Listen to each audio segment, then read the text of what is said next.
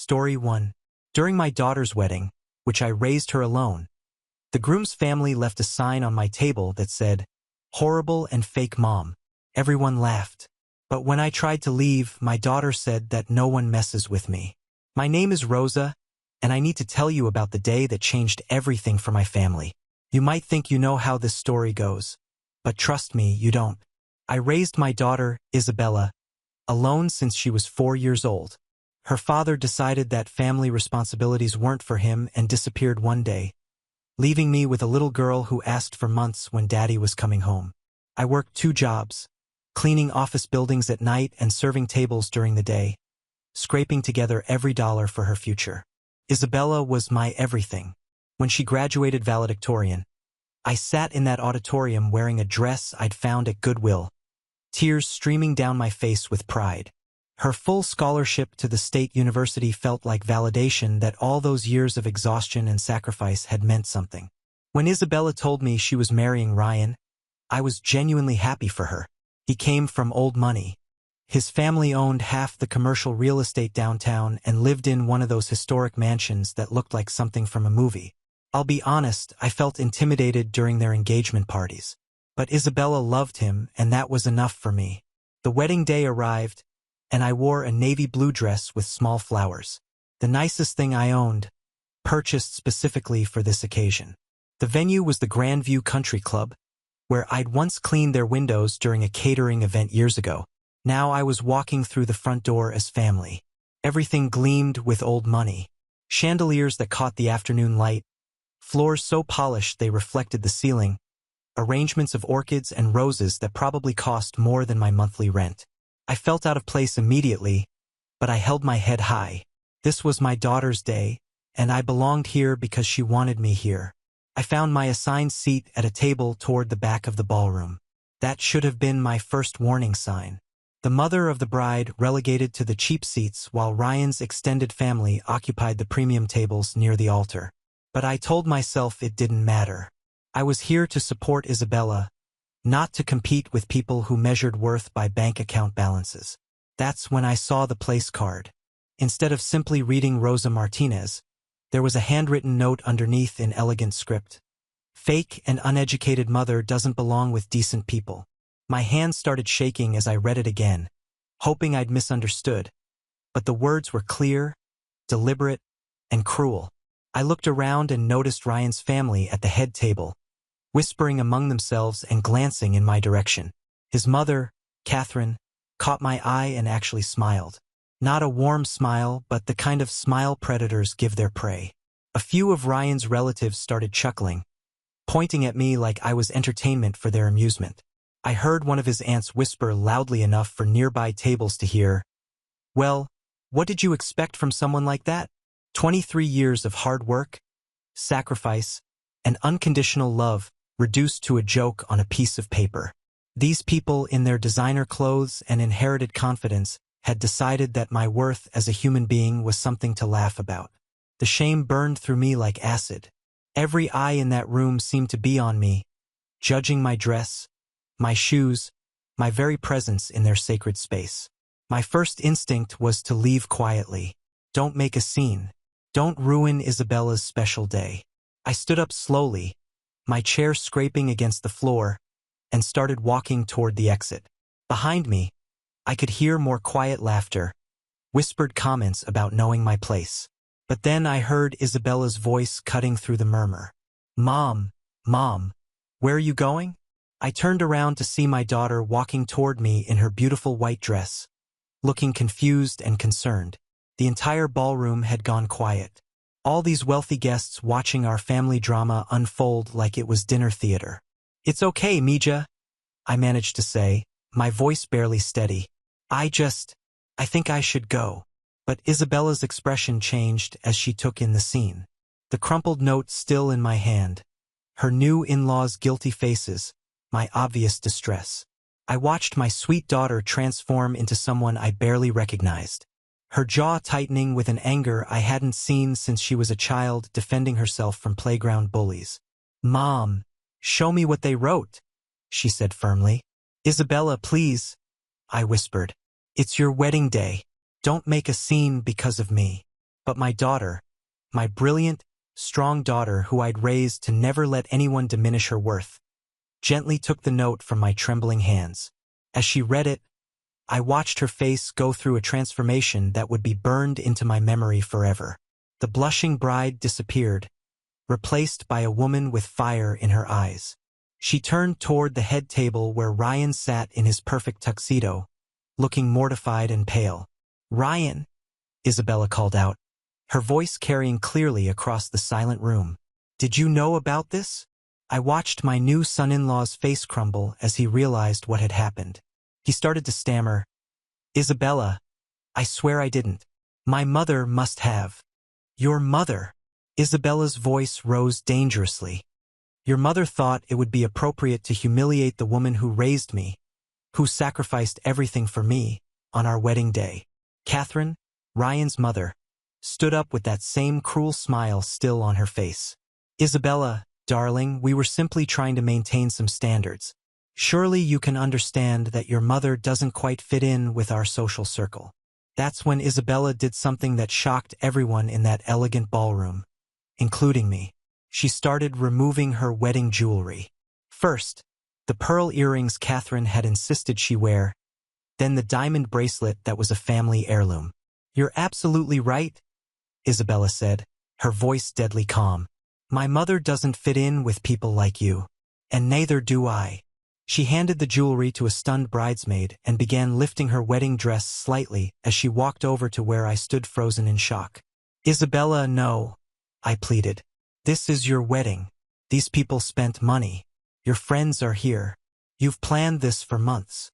"These people," she said loudly, making sure everyone could hear, "just showed me exactly who they are, and my real friends would never disrespect my mother." She took my arm and started walking me toward the exit, her wedding dress trailing behind us like a white banner of defiance. Past all those shocked faces, past the expensive flower arrangements, past the 5-tier cake that would never be cut. "Isabella," Ryan called desperately from behind us. "Please, we can work this out. It was just a misunderstanding." My daughter stopped at the doorway and looked back one final time. "The only misunderstanding," she said clearly, "was thinking you and your family were worthy of being part of mine. If you leave now," Catherine shrieked, "you'll be nothing. No money, no connections, no future." Isabella looked at her soon-to-be former mother-in-law with pity. "I'll have something you'll never understand. Dignity." And just like that, we walked out of that country club together. My daughter chose me over her wedding, over the man she thought she loved, over the wealthy life she could have had. As we got into my old Honda in the parking lot, I finally found my voice. "Mija, what have you done? You just walked away from your future." Isabella looked at me with fierce love in her eyes. "No, Mom. I just walked toward it." When we got home to my small house, Isabella was still in her wedding dress, but she'd never looked more like herself. I made us coffee, the same Colombian blend I'd been buying for years, and we sat at my kitchen table in silence for a while. "You want to talk about what just happened?" I finally asked. "I want to call Miguel," she said, referring to her older brother, "and Uncle Carlos and Uncle Roberto and Cousin Danny." I raised an eyebrow. "Mija, that's not necessary. We don't need to involve the whole family in this mess." But Isabella was already dialing. Within 2 hours, my living room was packed with the men of our family. And let me tell you, they were absolutely livid. Miguel, who's 3 years older than Isabella and has been her protector since childhood, was pacing around my small living room like a caged animal. "They wrote what on Mom's place card?" Carlos, my younger brother, cracked his knuckles in a way that made me nervous. "Those rich pendejos have no idea who they just messed with."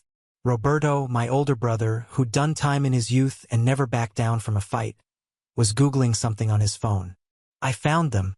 Look at this. Ryan's whole family is going to be at some charity auction this Saturday, supporting local arts programs," he read with disgust. Hypocrites. Danny, Carlos's son, was the youngest man in the room, but had inherited the family temper.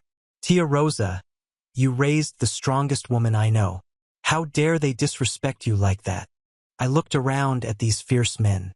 My brothers who had helped me raise my children when money was tight. My son who had always been my protector. My nephew who worked construction to support his own family. They were all talking at once, planning something I wasn't sure I wanted to know about. Guys, please, I interrupted. I appreciate the support, but I don't want any trouble. What's done is done. Miguel stopped pacing and looked at me like I'd lost my mind. Mom, they humiliated you at Isabella's wedding. In front of everyone, they made you feel ashamed of working honest jobs, of raising your children with love instead of money. Your son's right, Carlos added, his voice getting heated.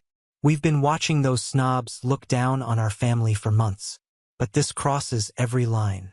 Isabella finally spoke up. I told them about the charity auction. It's this Saturday at the Riverside Convention Center. Black tie, very exclusive, very public. Roberto held up his phone. I just bought tickets for all of us. Apparently, they'll take anyone's money for a good cause. You did what? I asked, alarmed. We're going to that fancy party, Carlos announced. And we're going to show Ryan's family exactly what happens when you mess with a woman who raised her children with dignity and respect. I looked at my family, these men who had stood by me through every struggle, who had celebrated every small victory, who had never once made me feel ashamed of working with my hands to provide for my children. What are you planning to do? I asked, though part of me was afraid of the answer. Miguel smiled, and it wasn't his sweet, charming smile. It was the smile he wore right before he'd beaten up the kids who used to make fun of Isabella's second-hand clothes in high school. We're going to teach them some respect, he said simply. Danny was already looking up formal wear rental places on his phone. We need to look the part. Can't have them thinking we don't belong at their precious charity event. This is a bad idea, I said. But even as I said it, I felt something stirring in my chest. Not revenge exactly, but something like justice. Roberto put his hand on my shoulder. Rosa, you've spent your whole life being the bigger person. You've taken every insult, every slight, every moment when people looked down on you because you weren't educated enough or wealthy enough. But they went after your worth as a mother, and that's sacred. I looked around at these strong, determined men, and I realized they weren't doing this for revenge. They were doing this for love, for me, for Isabella, for every working parent who'd ever been made to feel less than worthy by people who inherited their worth instead of earning it. Saturday night arrived with the weight of inevitability. I watched my men get ready like they were preparing for war, which in a way they were. Miguel had rented a sharp black tuxedo, but kept his hair slicked back in what I called his business look. Carlos wore his lucky cufflinks, the ones he'd worn to every important confrontation in his life.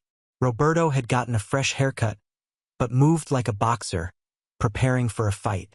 Danny looked handsome in his formal wear, but carried himself like he was ready for anything. Mom, you don't have to come if you don't want to, Isabella offered one last time. After everything you're doing for me, I wouldn't miss it. The Riverside Convention Center had been transformed into an elegant venue. Crystal chandeliers, expensive art displays, waiters carrying champagne flutes. We walked in looking every bit as sophisticated as the other guests. But I could feel the difference in my family. These men had purpose. It didn't take long to spot Ryan's family. They were at a VIP table near the front, laughing and holding court like royalty. Catherine was wearing what probably cost more than I made in 6 months. Her husband, Richard, kept adjusting his gold watch like it was a badge of honor. Ryan looked miserable, probably still processing what had happened at his wedding. There they are, Isabella whispered. She'd insisted on coming, too, wearing a simple black dress that made her look more beautiful than she had in her expensive wedding gown. Remember what we discussed? Roberto murmured. We wait for the right moment. The right moment came during the live auction portion of the evening.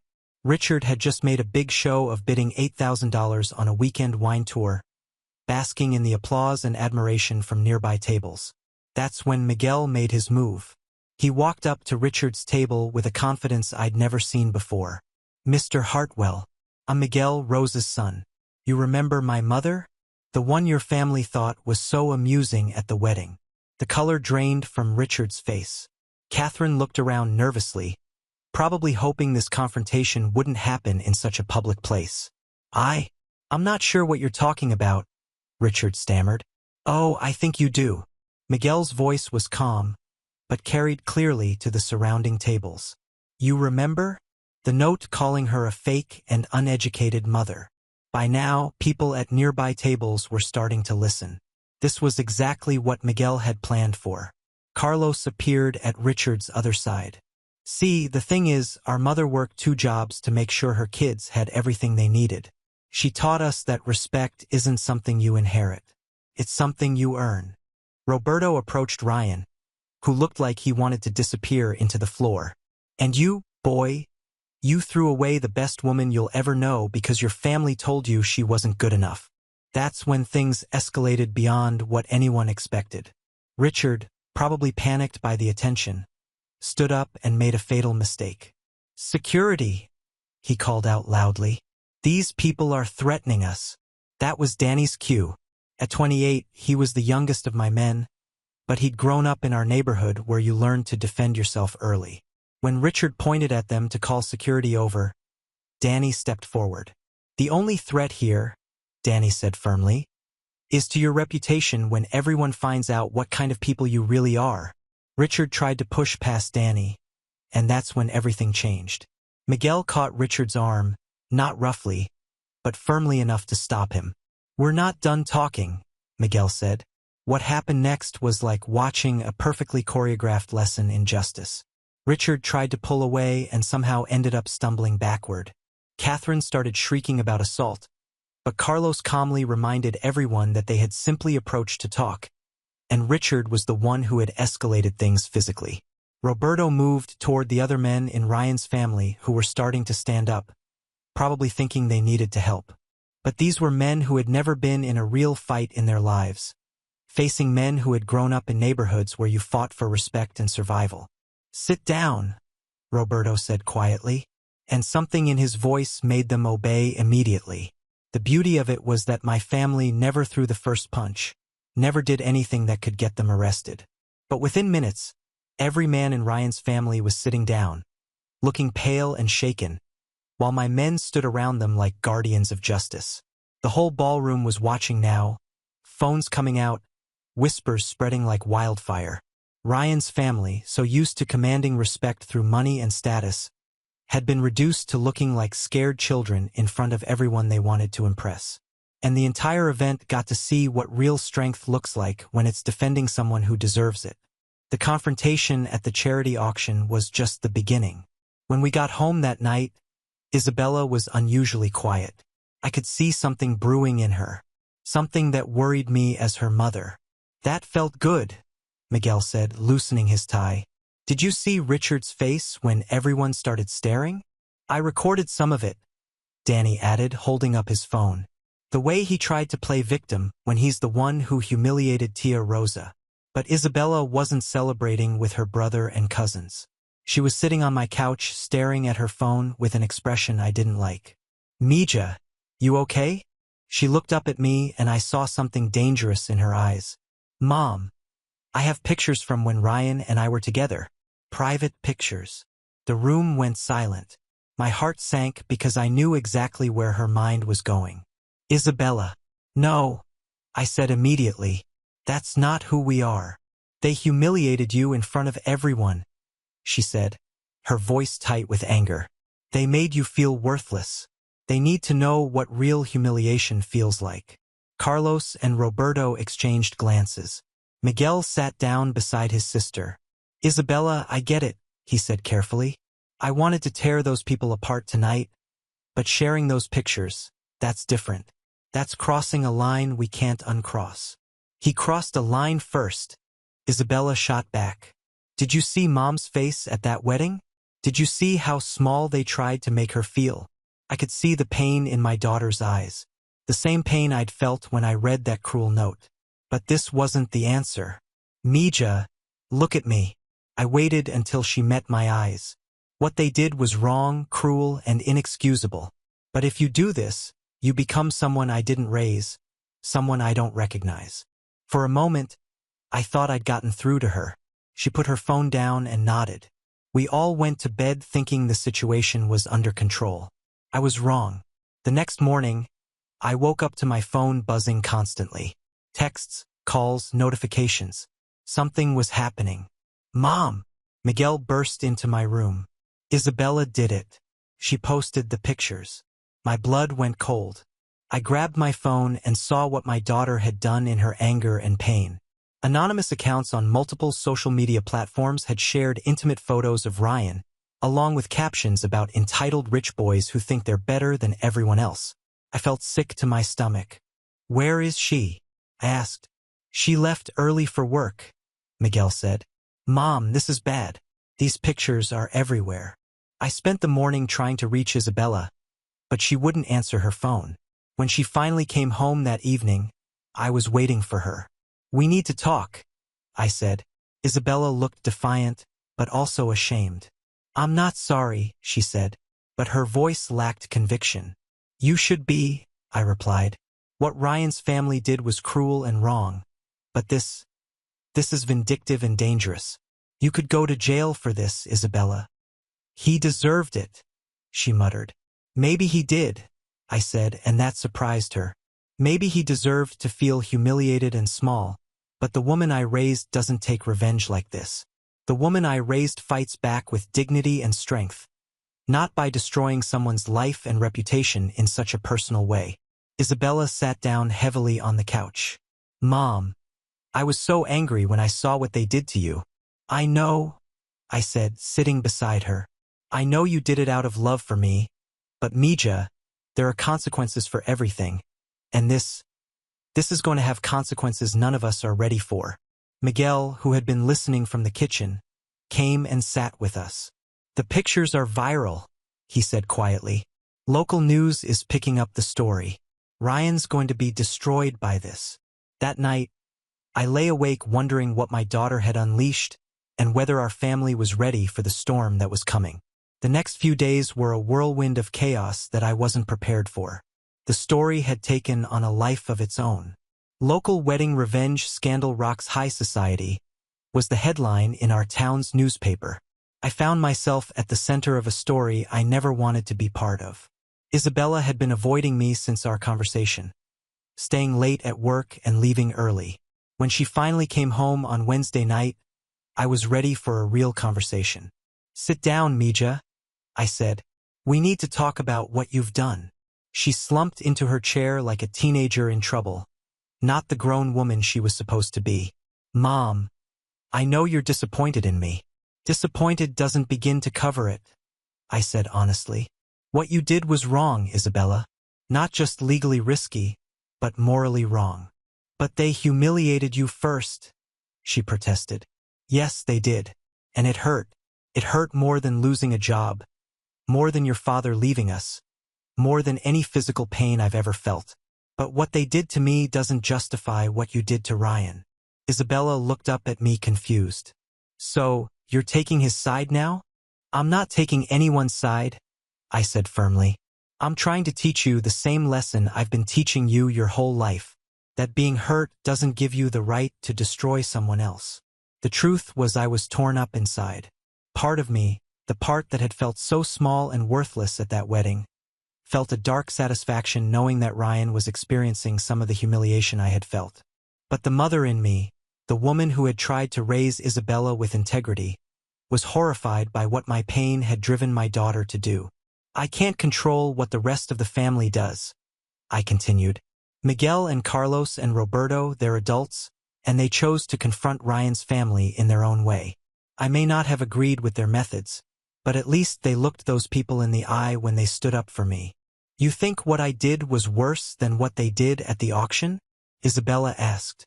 I think what you did was cowardly, I said, and watched her flinch. You hid behind anonymous accounts and destroyed someone's privacy and dignity from the shadows. That's not the woman I raised you to be. Isabella was quiet for a long moment. So, what do you want me to do? The pictures are out there now. I can't take them back. I want you to face the consequences of your actions like an adult, I said. And I want you to understand that while I love you, and I understand why you did it, I can't pretend to approve of it. That's when she surprised me with a question I wasn't ready for. Mom, if you could go back to that wedding day, would you want me to handle it differently? I thought about it for a long time before answering. I would want you to stand up for me, which you did beautifully. I would want you to show Ryan and his family that their cruelty was unacceptable, which you did. But I would want you to do it in a way that let you look at yourself in the mirror afterward and be proud of the woman you are. And you think I can't do that now? Can you? I asked.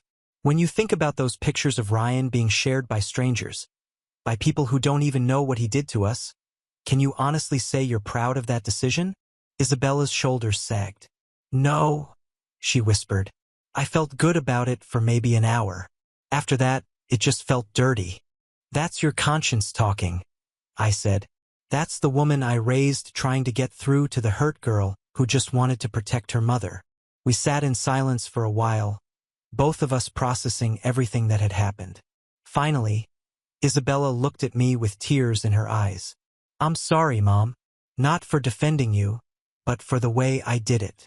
I know, Mija, I said. Now we have to figure out how to live with the consequences together. Life has a funny way of surprising you when you least expect it. Thursday morning, I was having coffee and trying to figure out how to help Isabella navigate the mess she'd created. When my phone rang, it was my sister, Maria. Maria and I had always been different. While I went straight to work after high school, she'd managed to build a successful accounting firm over the years. She employed about 30 people and handled the books for several major businesses in town. We didn't talk as often as we should have. Rosa, her voice was tight with anger. Miguel told me what happened at Isabella's wedding. I sighed. Maria, I don't want this to become a bigger family issue than it already is. Too late for that, she said. Do you know where Ryan works? Actually, I did know. He was a junior partner at some real estate development firm downtown. I'd heard him mention it during the few family dinners we'd shared before the wedding. Why? I asked, though I was getting a sinking feeling. He works for Hartwell Development Corporation, Maria said. Ring any bells? Took me a second, but then it hit me. Hartwell, as in Richard Hartwell, Ryan's father. It's a family business, Maria continued. Richard owns it. Ryan works there. Probably half his relatives are on the payroll. Maria, what are you thinking? I'm thinking that company has been systematically undercutting my bids for the Riverside Mall renovation project, she said. For 6 months, they've been submitting proposals that are impossibly low. Below cost, Rosa. I've been documenting everything because I suspected they were either lying about their capabilities or hiding costs somewhere. What kind of documentation? Permit applications with false timeline estimates, subcontractor agreements that violate union contracts, environmental impact statements that don't match their actual plans. I've been building a case to present to the city planning board, but I wanted to handle it professionally. I felt my stomach tighten. And now I'm thinking the city planning board needs to see this information immediately, she said, especially since they're about to award Hartwell Development the contract for the new civic center. And now I'm remembering that family comes first. Before I could protest, Maria had hung up. I tried calling her back, but she didn't answer. I had a feeling she was already making those phone calls she'd mentioned. I was right. By Friday afternoon, word was getting around town that Hartwell Development was under investigation by the City Planning Commission. By Monday morning, I heard through the grapevine that 2 major projects had been put on hold, citing concerns about permit compliance.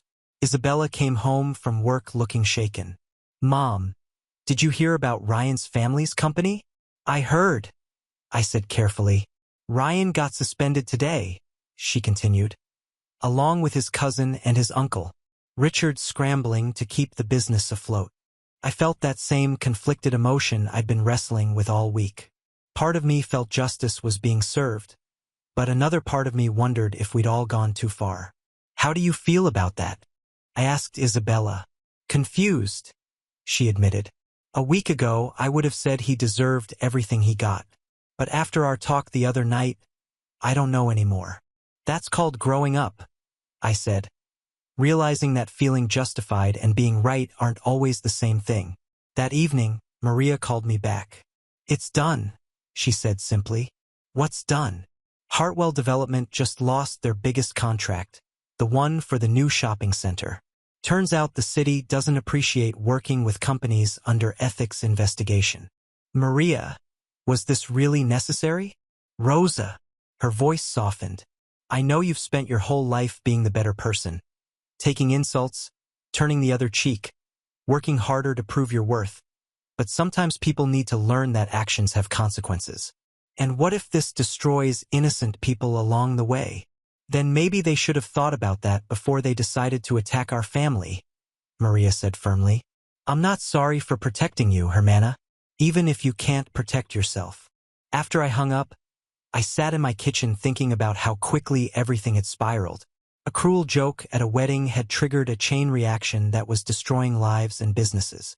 And while I couldn't deny a part of me felt vindicated, I was beginning to wonder if the cost of this vindication was worth it. Isabella found me there an hour later, still thinking. "Mom, you okay?" "Just wondering if we've all become people we don't recognize," I said honestly. Isabella sat down beside me. "Maybe we have, but maybe sometimes that's what it takes to make sure people don't think they can walk all over us." I looked at my daughter and saw both the woman I'd raised and the stranger she'd become in her anger. "Maybe," I said, "but I hope we can find our way back to who we really are." The scandal kept growing like a wildfire none of us could control. What started as Isabella's impulsive act of revenge had somehow become the talk of the entire town. The pictures she'd posted weren't just circulating on social media anymore. They'd made their way to local gossip websites, and people were sharing them with crude commentary that had nothing to do with our original conflict. I found myself in the uncomfortable position of watching someone I'd once considered family being destroyed in the most public and humiliating way possible. Ryan had disappeared from social media entirely. His LinkedIn profile was gone. People said he hadn't left his parents' house in days. The irony wasn't lost on me. A week and a half ago, I'd been the one hiding in shame, wanting to disappear from public view. Now our roles were completely reversed. "Mom, you need to see this," Miguel said, bursting into my house Wednesday morning with his laptop. "I don't think I want to," I said honestly. "No, you really do." He set the computer in front of me and showed me a local news article. The headline read, "Wedding humiliation leads to social media revenge scandal. Local family destroys former son-in-law's life." But it wasn't the headline that caught my attention. It was the comments section. Hundreds of people weighing in on our family drama, and most of them weren't taking our side. "Look at this one," Miguel pointed to a comment from someone called Working Mom 23. "Regardless of what happened at the wedding, sharing intimate photos is revenge porn, and it's illegal. This family has gone way too far." Another comment from local teacher read, "The mother was wronged at the wedding, but destroying someone's career and reputation over a mean joke? This is overkill." I felt sick reading them. How did this get so out of hand? "Because Isabella posted those pictures," Miguel said bluntly.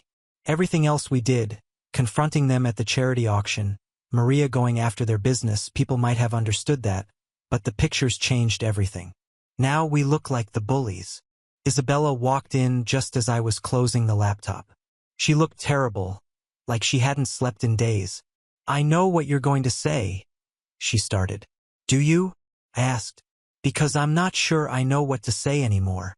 The pictures are everywhere now," she said quietly. "Sites I've never heard of. Forums, group chats, people are sharing them who don't even know what happened at the wedding. They just think they're funny." The weight of that hit me hard. Whatever cruel thing Ryan's family had done to me, it was contained to one evening, one room full of people. What Isabella had done to Ryan would follow him forever. Those images would never completely disappear from the internet. "Mija, do you understand what you've done?" I asked. "This isn't just about revenge anymore. You've destroyed this boy's life permanently." "He deserved it," Isabella said, but there was no conviction left in her voice. Did he deserve to have strangers commenting on his body? Did he deserve to have people he's never met sharing those pictures for entertainment? Did he deserve to lose his job and his reputation over something his mother wrote on a card? Isabella slumped against the wall. I just wanted them to hurt the way they hurt you. And now they do, I said. Ryan's life is ruined. His family's business is falling apart. They've been humiliated publicly. Congratulations, Mija. You got your revenge. How does it feel? Isabella couldn't answer my question. And honestly, I didn't expect her to. The silence in my living room was heavy with regret and consequences none of us had fully anticipated. But if I thought our family's response had been extreme, I was about to learn that desperate people do desperate things. It started with phone calls to the cleaning company where I worked nights. Anonymous callers claiming I was an unfit mother, that I'd raised a criminal, that the company shouldn't employ someone whose family destroys innocent people's lives. My supervisor, Mrs. Patterson, called me into her office Friday afternoon. Rosa, I've known you for 8 years, she said. You're one of the most reliable workers I've ever had. But these calls are getting out of hand. What kind of calls? I asked, though I had a sinking feeling I already knew. People saying you're dangerous, that your family are cyber criminals, that we're supporting predators by keeping you employed.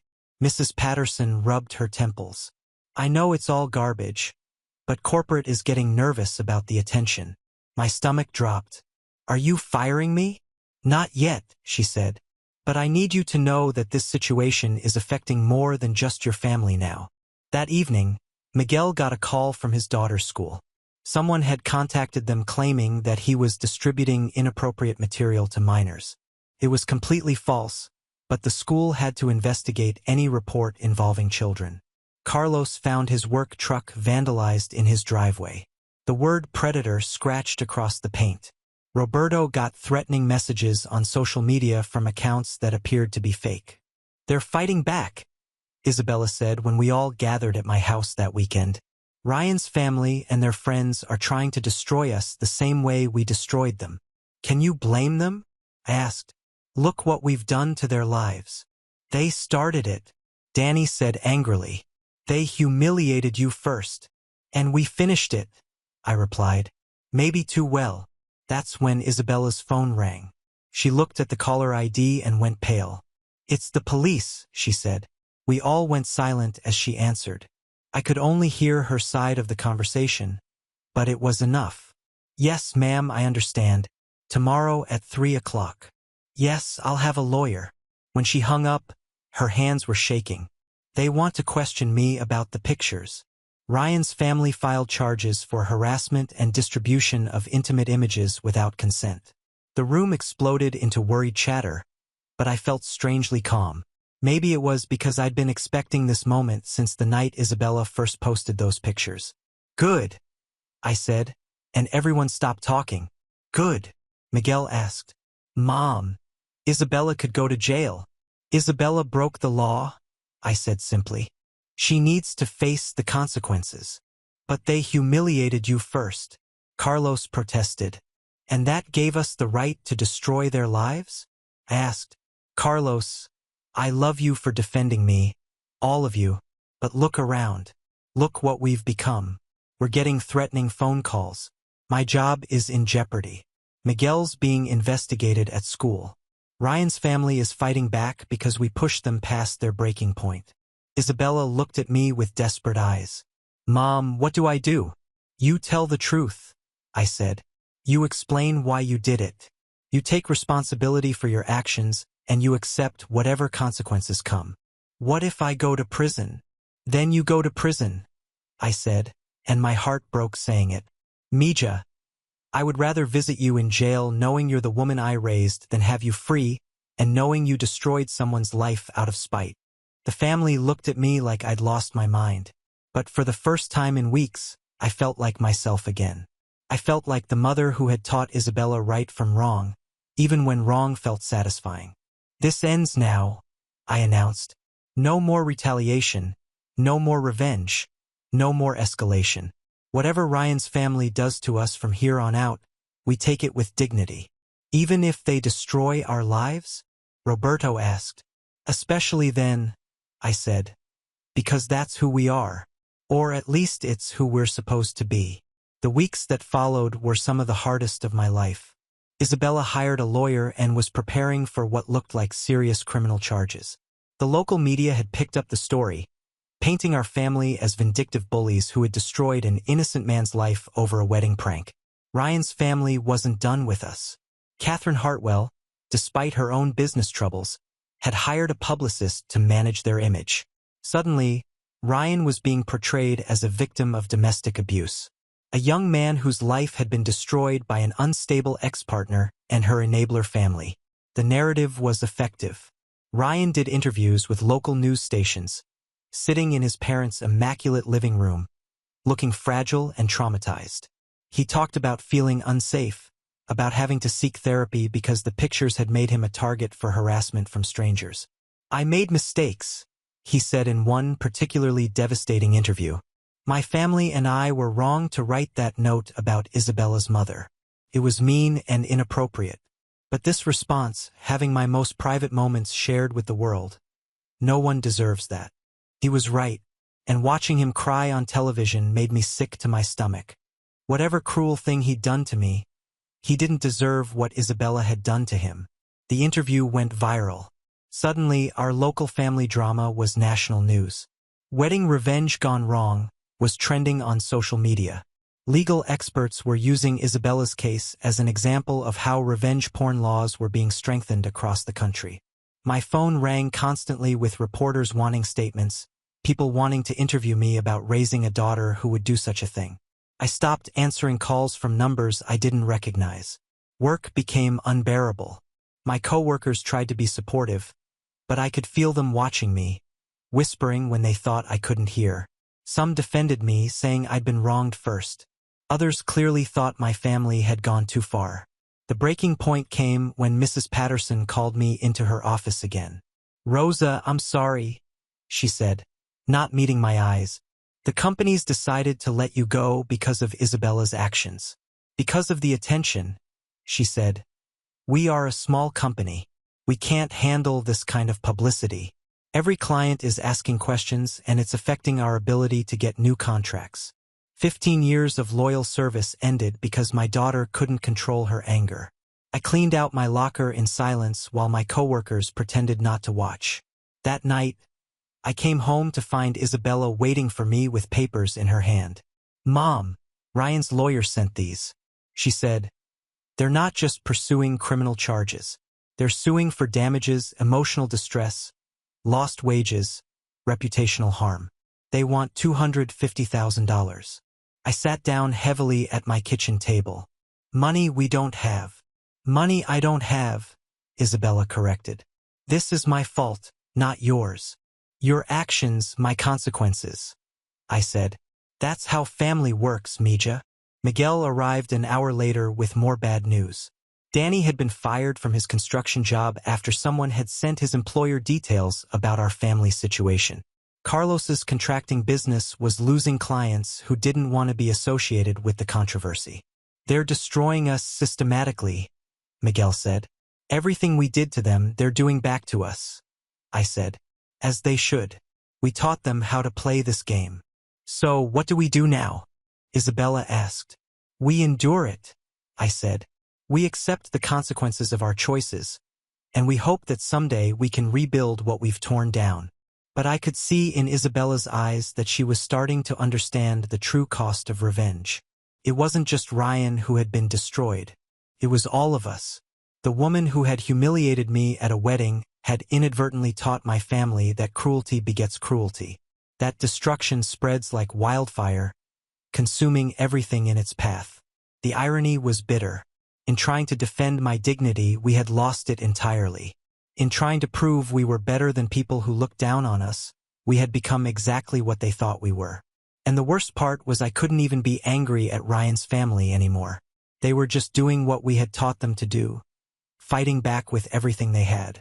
2 months after the wedding that started it all, I was sitting in my kitchen with a cup of coffee, scrolling through job listings on my phone when someone knocked on my door. I wasn't expecting anyone, and lately unexpected visitors usually brought bad news. Through the peephole, I saw Ryan standing on my porch. He looked different, thinner, wearing a simple polo shirt instead of the designer clothes I remembered.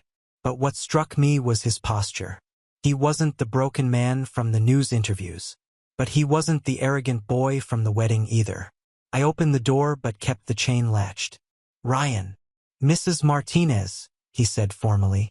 "I know I'm probably the last person you want to see, but I need to talk to you. Please." Something in his voice made me unlock the chain.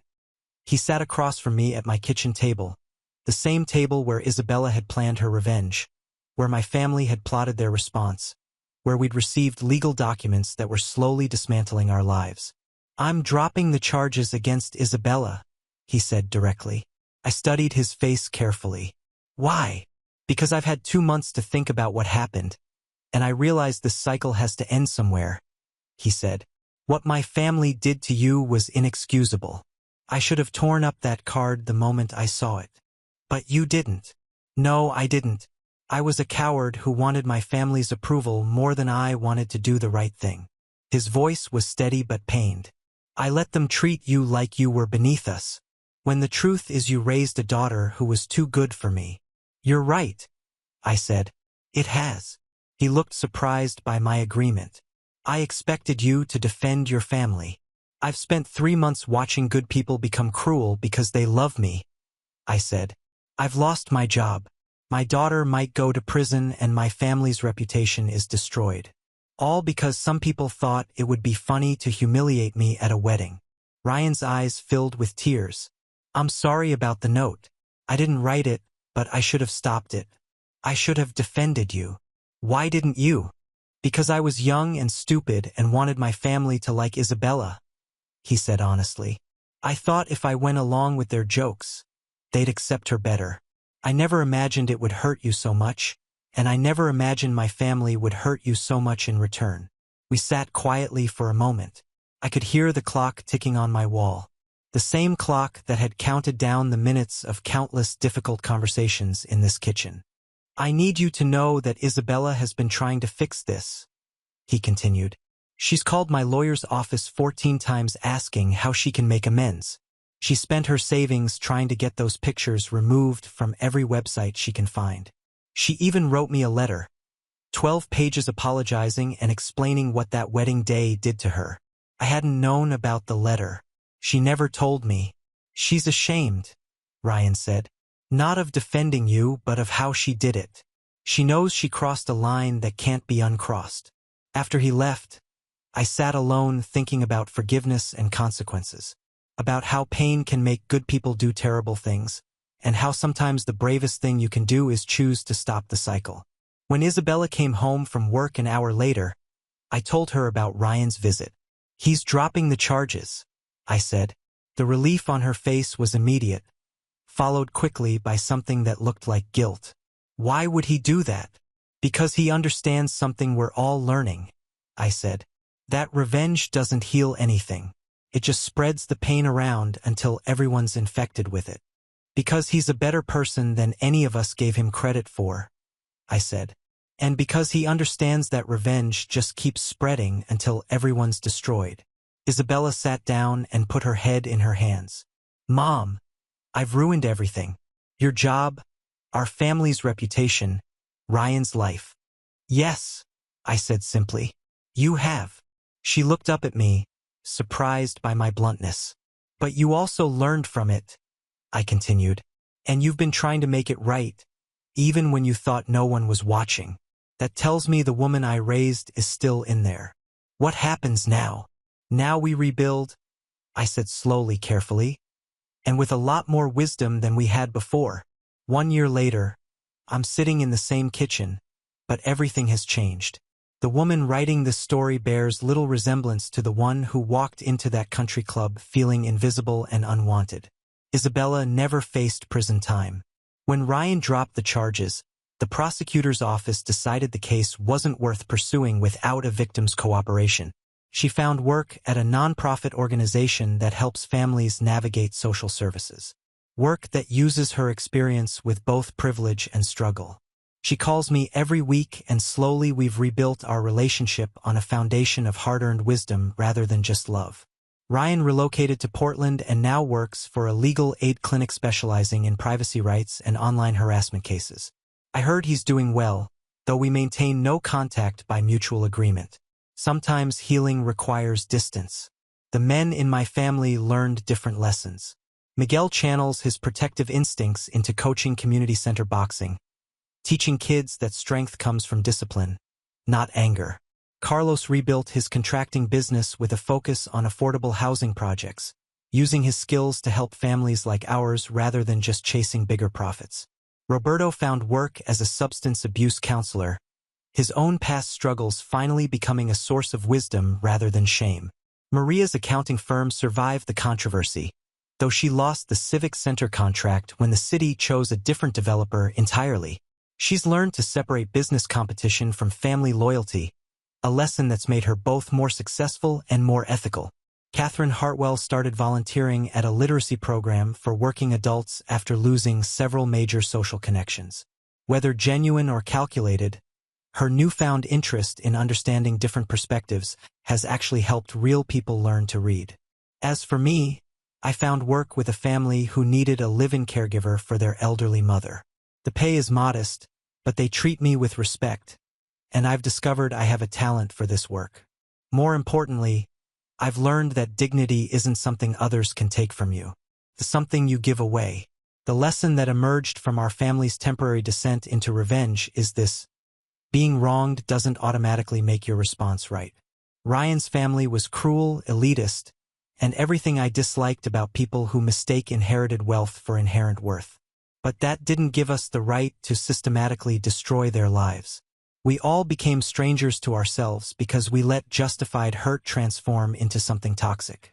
That note at my place card was mean and unnecessary, but it was ultimately just words on paper, while our response had lasting consequences for real people.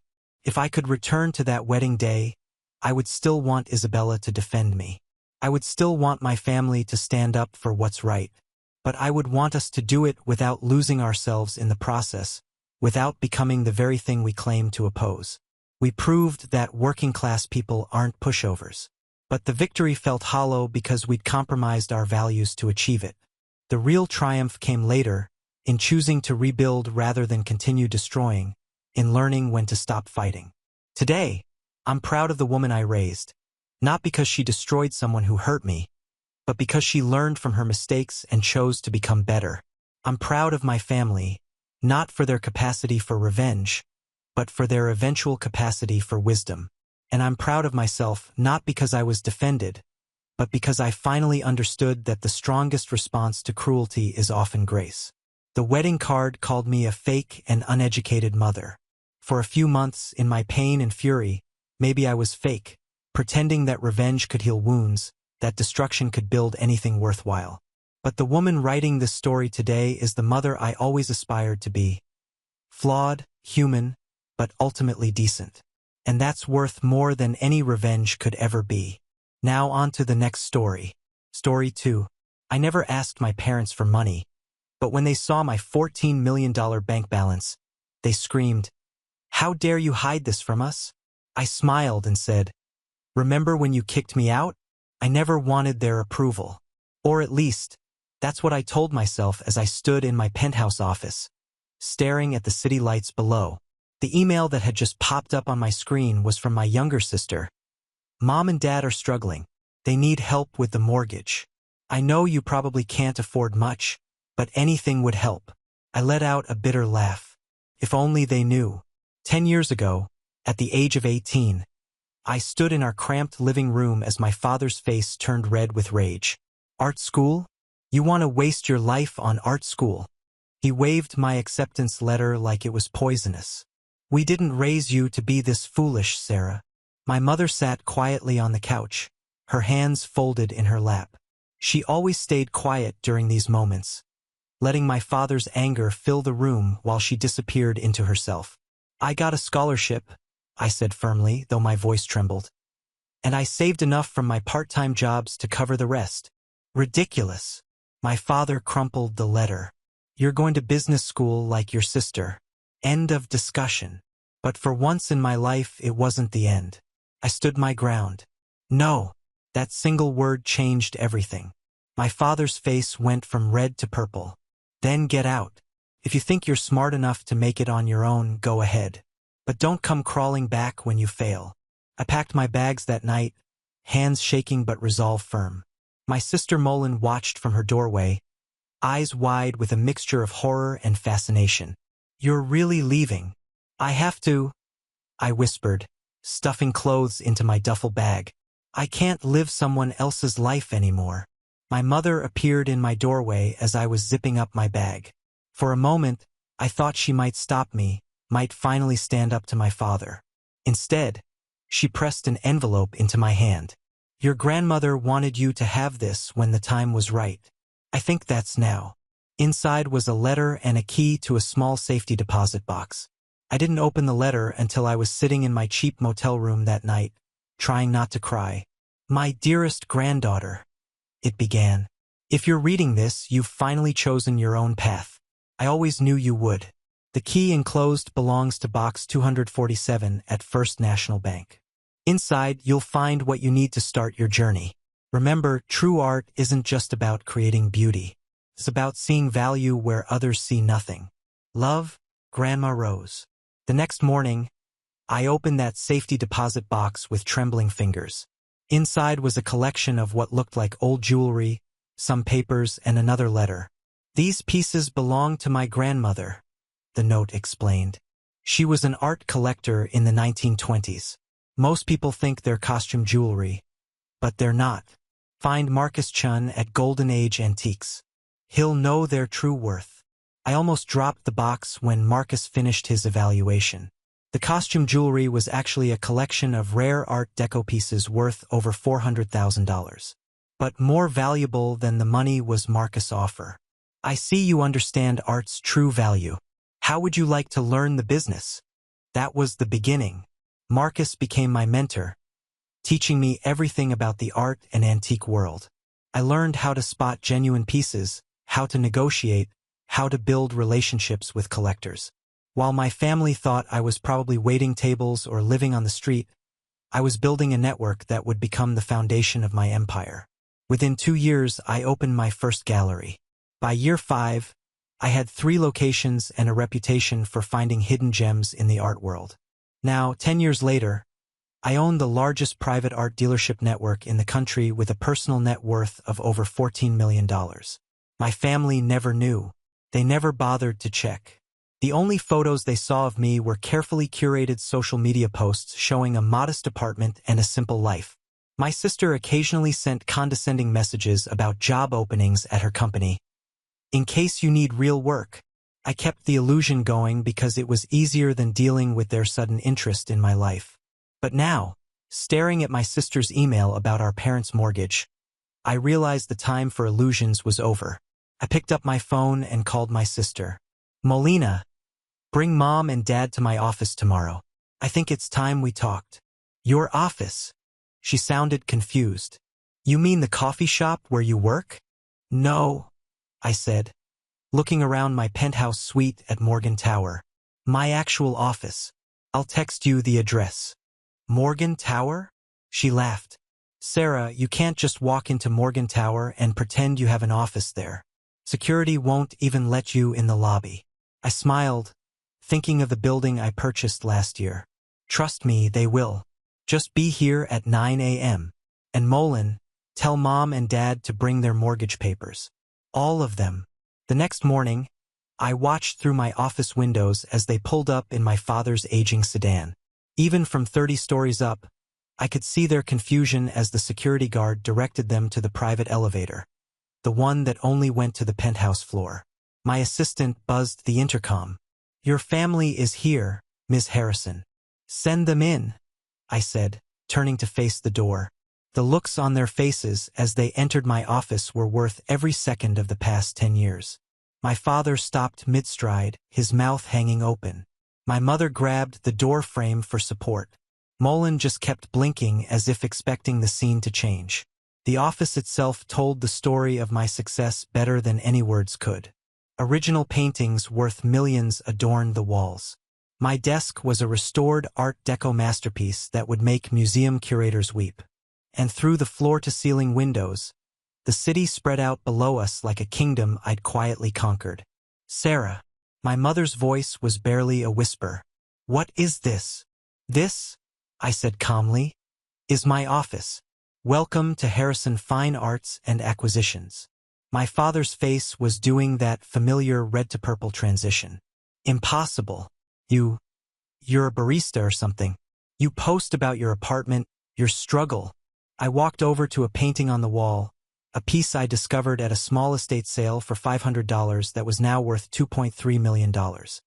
"Actually, I'm the owner and CEO of the largest private art dealership network in the country. Those social media posts? Carefully crafted fiction." But, Mullen was still struggling to form complete sentences.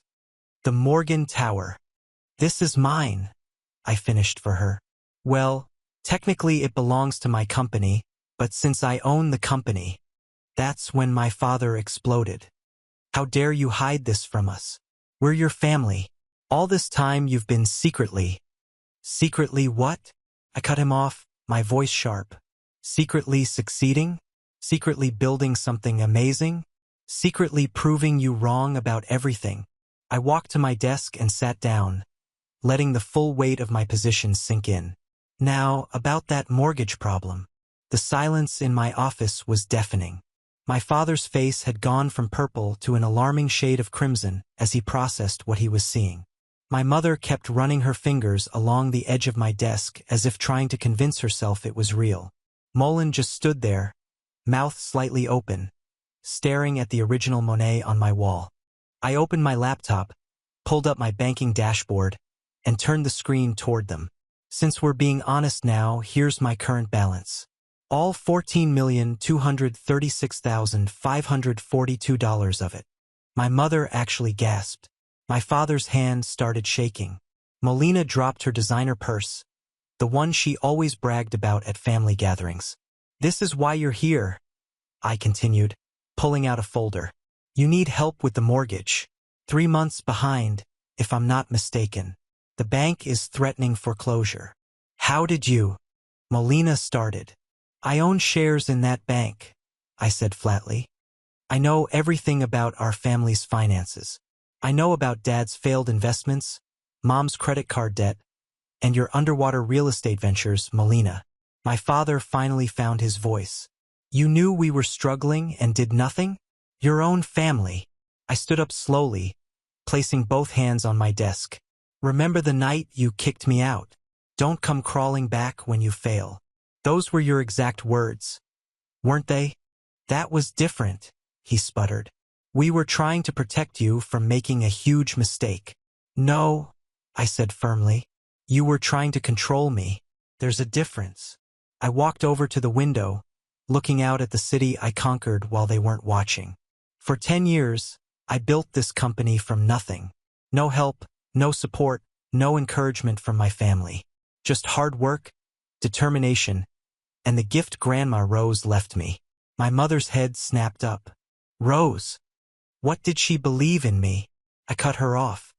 "She saw what none of you could, that I had a vision worth believing in. She gave me the tools to start this journey, but I built this empire myself." I turned back to face them. Every holiday dinner, every family gathering, I listened to your subtle jabs. "Still working at that little art shop, Sarah? When are you going to get a real job, Sarah? You could always come work for my company, Sarah. We need someone to handle the mailroom." Mullen had the grace to blush at that last one. It had been her favorite dig at our last Christmas dinner. "Now you need my help," I continued. "Now suddenly I'm worth acknowledging. Now that you've seen my bank balance, I'm finally good enough to be part of this family." My father stood up straighter, his businessman persona taking over. "We can discuss the past later. Right now, we need to talk about the mortgage. As your family..." "Stop right there." I held up my hand. "Let me show you something." I pressed a button on my desk and the large screen on the wall came to life. Financial documents appeared. Bank statements, property deeds, investment portfolios. "This is everything," I said. "Every debt, every failed investment, every financial mistake. The total amount needed to clear everything and put this family back on solid ground is exactly $2,400,000. My father's eyes lit up with hope. Mullins started to smile. My mother reached for my hand across the desk. I pulled my hand back. I have that amount set aside in a separate account. I've had it set aside for years, actually. Every time you hit a rough patch, every time you nearly lost the house, I watched and waited. I wanted to see if any of you would ever try to actually fix things yourselves, but you never did, I continued. Instead, you took out more loans. You remortgaged the house. You borrowed from friends. You did everything except admit you needed to change. I sat back down at my desk. So here's what's going to happen. I will clear every debt. I will save the house. I will even set up a trust fund to ensure this family never faces financial hardship again. They all started to speak at once, but I held up my hand again. But there are conditions, I said firmly. First, Dad will retire. No more risky investments. No more trying to prove yourself. Second, Mullen will close her failing real estate business and go back to school. I know you always wanted to be a teacher before Dad pushed you into business. Mullen's eyes widened. I was the only one who remembered her original dream. Third, I continued, Mom will finally start that small bookstore she's always dreamed of. I'll provide the startup capital. My mother started crying quietly. She'd given up that dream 30 years ago to support Dad's business ambitions. And finally, I looked each of them in the eye. We're going to have weekly family therapy sessions. All of us. Because money isn't our only problem, and I'm tired of pretending it is. My father started to object, but my mother put her hand on his arm. We'll do it, she said softly. All of it. I nodded, then pressed another button on my desk. My assistant entered with a stack of documents. These papers make everything official, I explained. The debt clearance, the trust fund, the conditions, everything. Take them home. Read them carefully. If you agree, sign them and bring them back tomorrow.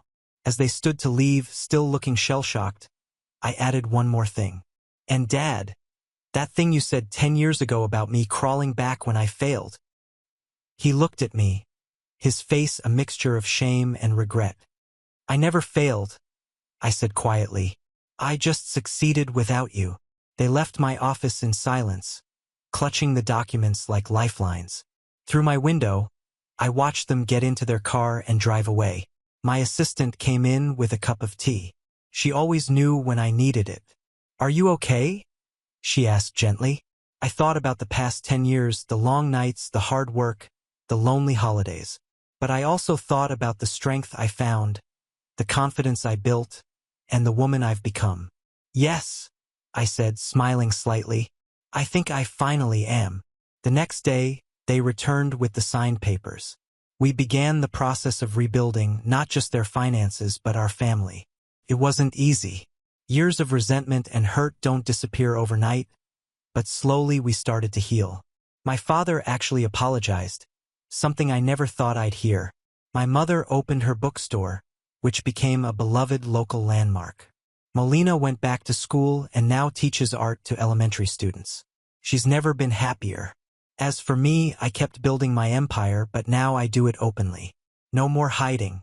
No more pretending to be less than I am. Because sometimes the best revenge isn't making others feel small. It's showing them how big you can become without their approval. My grandmother's old jewelry box sits on my desk now, a reminder of where it all began. Inside, there's still one piece I've never sold. A simple gold locket with her picture in it. On difficult days, I open it and remember her words. True art isn't just about creating beauty. It's about seeing value where others see nothing. She was right, and sometimes the most valuable thing you can find is your own worth. At least that's what I thought until that Tuesday morning when I walked into my office and found my assistant, pale, wide-eyed, holding a thick envelope with trembling hands. It came by regular mail.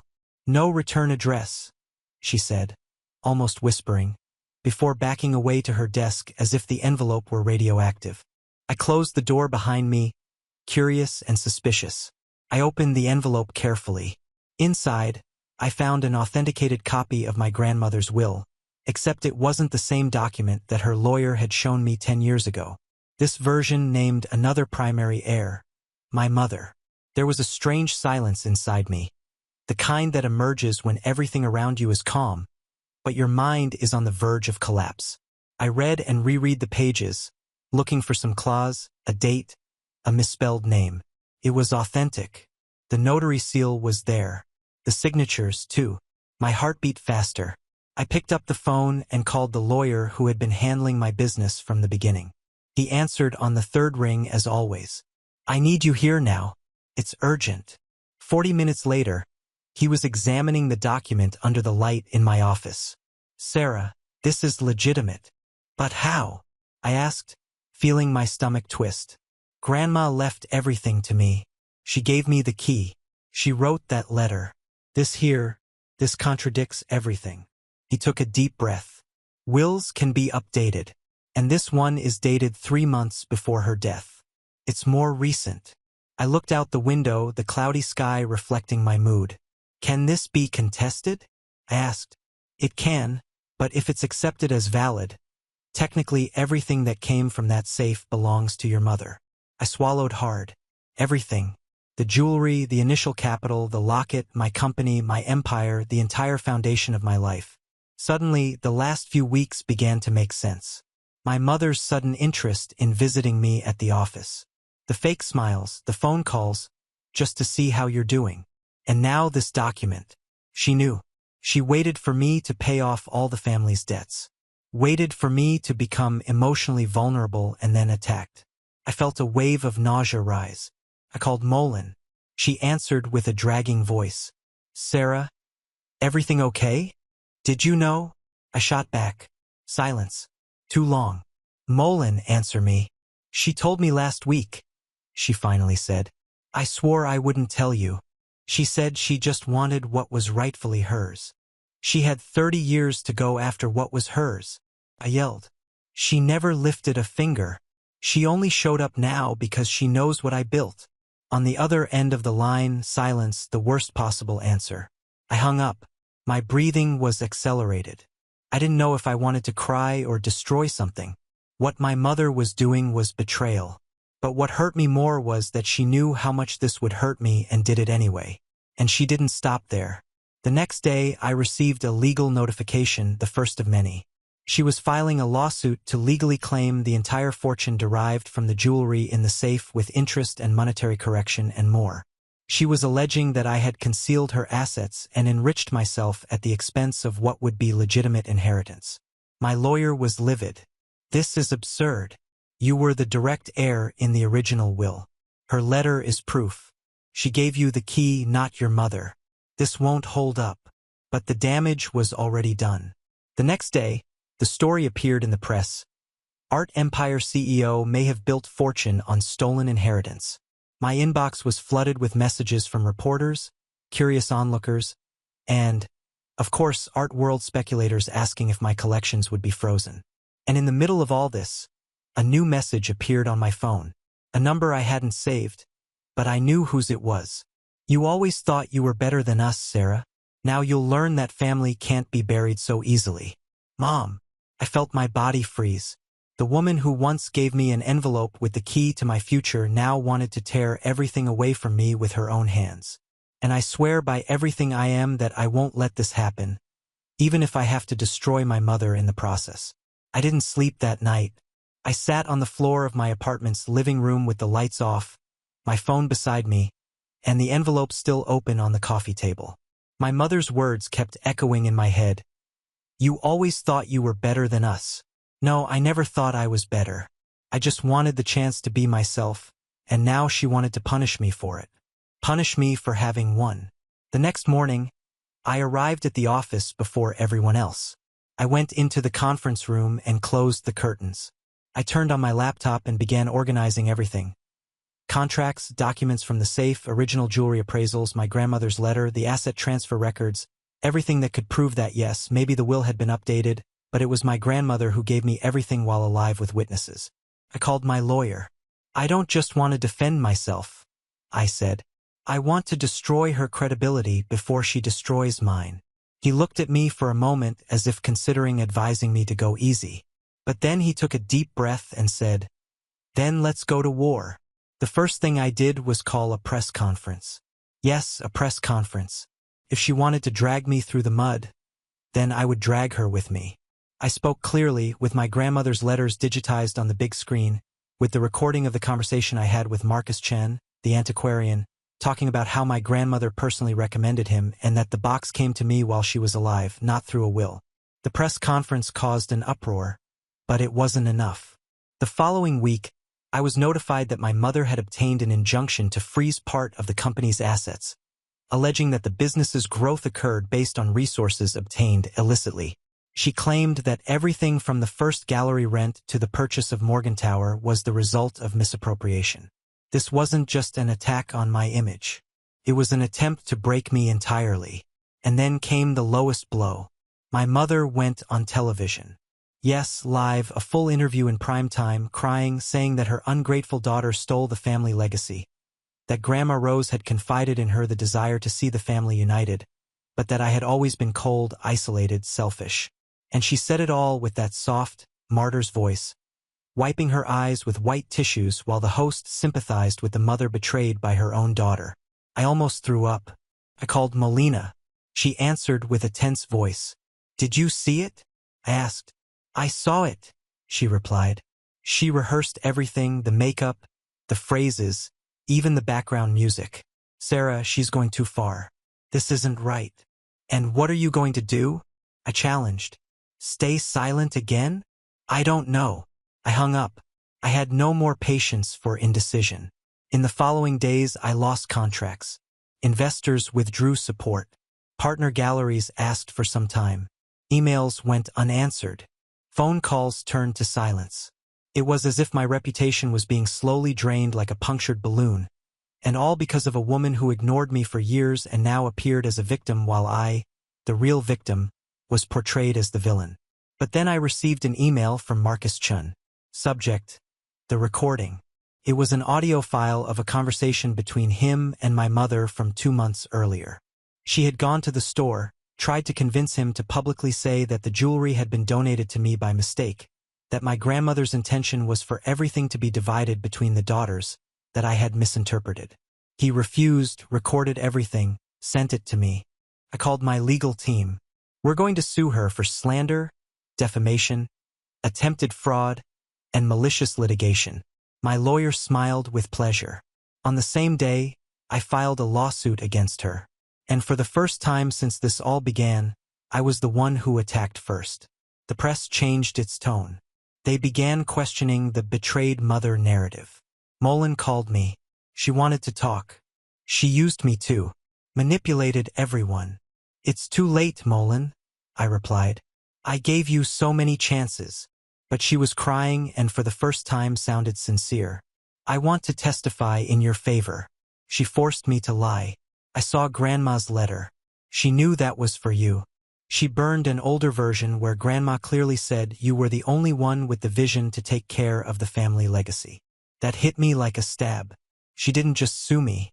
She destroyed evidence. And then I knew she wasn't just greedy. She was cruel. But now I was armed and ready. The following week, we filed the new petition. Formal accusation, evidence, recordings, witnesses. Molin gave her statement. My lawyer read the letter in court. And me? I sat there looking at my mother on the opposite bench. For the first time, she was the one who looked away because for the first time, she knew she was going to lose. The trial dragged on for weeks. My mother hired the best lawyers that borrowed money could pay, because that's what she had now. Debts, appearances, and a blind faith that the public still saw her as the wronged mother. Except the truth began to seep through the cracks of her theater. In the final hearing, the judge asked for absolute silence before delivering the decision. Considering the facts presented, the original document signed during the lifetime of the deceased Rose Harrison, the eyewitnesses and recordings brought to the case, this court recognizes that the inheritance was transferred to the defendant, Sarah Harrison, in a legitimate and conscious manner by the deceased. Any attempt at subsequent questioning is considered opportunistic and without legal basis. My heart stopped for a second. Furthermore, he continued, this court condemns the plaintiff, Mrs. Evelyn Harrison, for malicious litigation, attempted documentary fraud, and public defamation. the payment of compensation for moral damages, and the prohibition of any new attempt to claim the already transferred assets is determined. I didn't know whether to cry, laugh, or collapse into my lawyer's lap. All I felt was an immense weight dissolving from my shoulders. My mother left the courthouse with her face covered, escorted by silent lawyers. The press no longer followed her as before. Some headlines began calling her what she really was: manipulative, self-interested, fake. But what really shocked me was seeing my father waiting for her outside. He was wearing the same old coat as always, the one with the patched elbow, and the tired look of a man who spent his entire life trying to appear to be something he wasn't. She tried to smile at him. He didn't smile back. I saw when he turned around and walked away alone. From that day forward, my mother disappeared from my life. No calls, no messages, nothing. I learned from sources that she sold everything she had to pay the fines and lawyers, that she moved to a small town in the interior, and that today she works in a small stationery store, far from everything, far from everyone. Molin, on the other hand, stayed close. She apologized countless times, said she didn't know how much she was being manipulated, that she let herself be blinded by envy and our father's demands. She seemed truly repentant. So one day I decided to visit her. She lived in a small apartment now, far from the ostentation of before. She received me with a shy hug. "I was very wrong with you, Sarah. I know. But I was also wrong in thinking you were like her."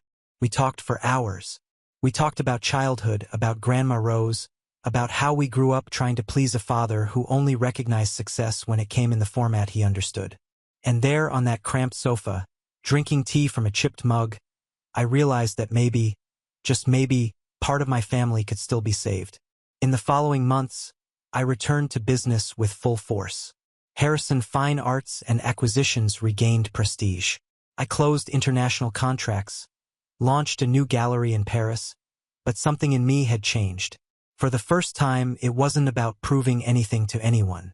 It was about living in peace. Even so, in moments of silence, I still looked at Grandma Rose's locket on my desk, that piece I never sold. I opened it once on a Sunday afternoon, alone in my office, and noticed a small detail I had ignored all these years. On the back of her photo, there was an engraved phrase, almost erased by time: "May you know when to fight and when to let go." I closed my eyes. I felt a tear roll down. I fought. I fought against abandonment, against shame, against suffocating expectations. I fought for myself. And now I was letting go. Months later, I received a letter, handwritten, no name on the return address. The envelope had familiar handwriting. My heart froze. I opened it. "Sarah, I don't ask for forgiveness. I know I went too far. Maybe one day you'll understand what it's like to grow old with the feeling that life slipped through your fingers. You became everything I never managed to be, and that destroyed me. I just wanted you to know that even after everything, when I see your name in the newspapers, I feel proud, even though I never deserved to say it out loud. Evelyn." I folded the letter carefully. I put it in the same box where Grandma's letters were kept. Maybe I'll never forgive. Maybe she'll never redeem herself. But now I have a choice, and that's the true freedom I built. Alone, from scratch, with pain, with art, and with value where no one else saw it. Now on to the next story. Story 3. My boyfriend refused to acknowledge our relationship, so I left. He didn't care until he saw me holding hands with someone else. It was the 3rd year of my secret relationship with Gabriel, and he still refused to make it public. At a party, someone made a joke. "Gabriel, Camilla is amazing. Haven't you fallen for her after all this time?" I watched him toast with someone else, a spark of hope lighting up in my chest. He leaned back, unconcerned. "Don't be ridiculous. Cam and I are just friends." My heart sank. "Yes, just friends," I murmured, trying to sound indifferent. The atmosphere grew tense. Someone intervened to ease the tension. "Well, that's great news. A friend of mine has a huge crush on Camila." He turned to me. "Camila, do you want me to give him your number?" Before I could answer, Gabriel put down his glass and stepped toward me, casually draping an arm over my shoulders. He shot a sharp look at the guy. "Don't even think about it. She's my friend. A very good one, actually. Keep your disgusting friends away from her. I shrugged his arm off. Actually, go ahead and give me the number. I'm always open to meeting new people. The guy quickly handed me a business card, and I saved it on my phone. When I looked up, I met Gabriel's eyes. There was a glint of amusement mixed with something I couldn't quite decipher. A dull ache spread through my chest. I started to step away, but Gabriel stopped me, pulling out his phone. Camila, smile for the camera. The photo captured our faces. He looked handsome, wearing his usual smug expression. I looked pale and hollow-eyed. He posted it instantly with a caption, "Friendship goals." Something inside me broke. 3 years of a secret relationship known only to the two of us. I excused myself and went to the bathroom. Staring at my reflection, I grabbed my phone, opened the post, and commented, "Friendship goals." Then I left. Gabriel called, asking where I was. I told him I wasn't feeling well. He accepted it without pushing, telling me to rest. But I didn't go back to my apartment. I went to his place. Sometimes I spent the night there, yet there wasn't a single trace of me in the living room or anywhere else. My things were kept hidden in the ensuite bathroom. He didn't want anyone to know. "I prefer to keep my private life private," he called it. "If you can accept this, we can be together." A perfect excuse, and even without it, I probably wouldn't have been able to say no. I owed a lot to his family and to him, but now I understood. It wasn't his private life he wanted to keep hidden. It was me. I used my key to enter and walked toward the bedroom, but in the living room, I saw it. A huge, strawberry-colored teddy bear on the couch. It wasn't mine, and it definitely wasn't Gabriel's. Suddenly, that Facebook post from earlier made sense. It was for another girl. Surprisingly, it didn't hurt as much as I expected. I went to the bedroom and gathered my things. Then I took off the necklace I had worn for 3 years. The pendant was a ring, Gabriel's gift. I had never worn it in public. It was time to leave it behind. On my 3rd day in Barcelona, Gabriel called. I didn't answer. 30 minutes later, I received a message. "I'll keep the ring for 3 days." I knew what that meant. Sometimes we argued and he would just disappear. In the end, I always gave in. We had been together since university. I followed him from Seville to Madrid. I had never thought of giving up before, but now I was exhausted. I replied, "Don't bother. Throw it away." He didn't respond. I stared at the message for a moment and then blocked his number. Gabriel poured himself another drink and downed it in one gulp. He heard someone mention my name. "My friend is completely in love with her. He called me last night. Couldn't stop talking about her." Gabriel slammed his glass onto the table. "She won't be interested. Tell him not to waste his time." "And how do you know?" Gabriel slid his finger across his phone screen. "Camila is already in love with someone. Even if Brad Pitt himself showed up, it wouldn't matter." He grabbed his pack of cigarettes and stepped outside, leaving the noise of the party behind. Lighting one up, he glanced at his phone again. The last message was still there. "Throw it away." He took a long drag. The smoke didn't help ease the irritation building inside him. He typed quickly, "Already did." But the message didn't go through.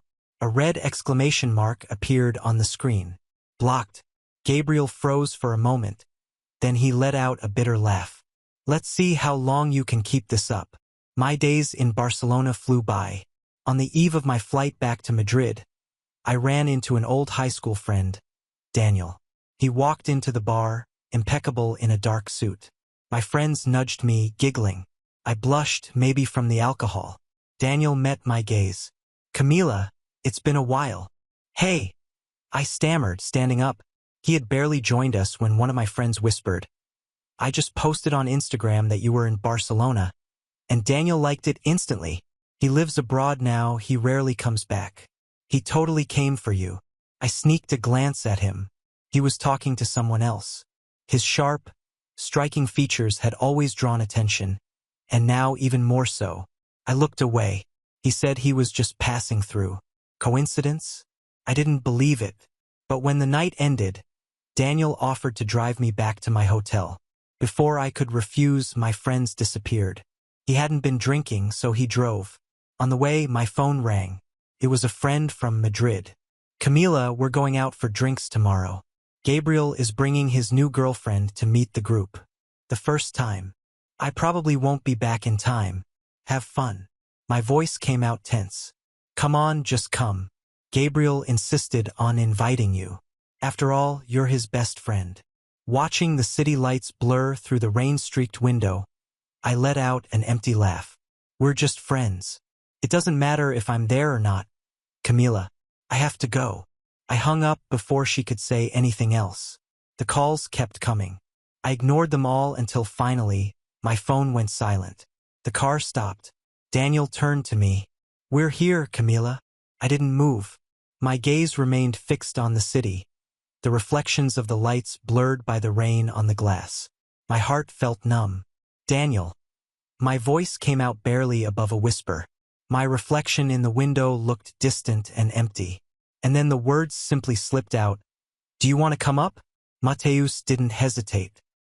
His dark eyes locked onto mine for a moment, but he said nothing.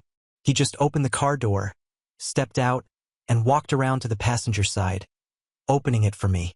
My heart was pounding, not from excitement but from uncertainty. Was I really doing this? We rode up in the elevator in silence.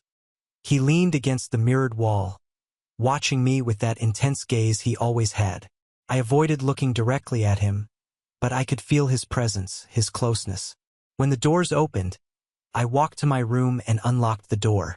As soon as we stepped inside, I heard the sound of the lock clicking shut behind us. The air was heavy.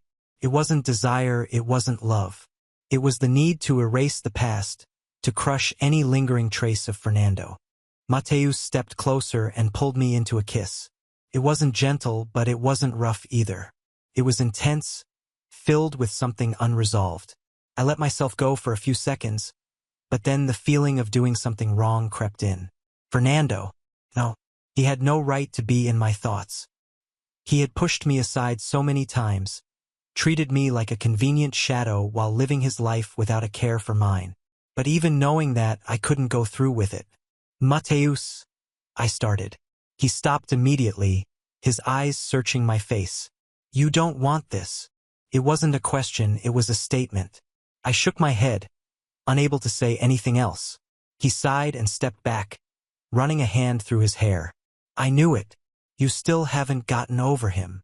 I swallowed hard. I wanted to deny it, but that would be a lie.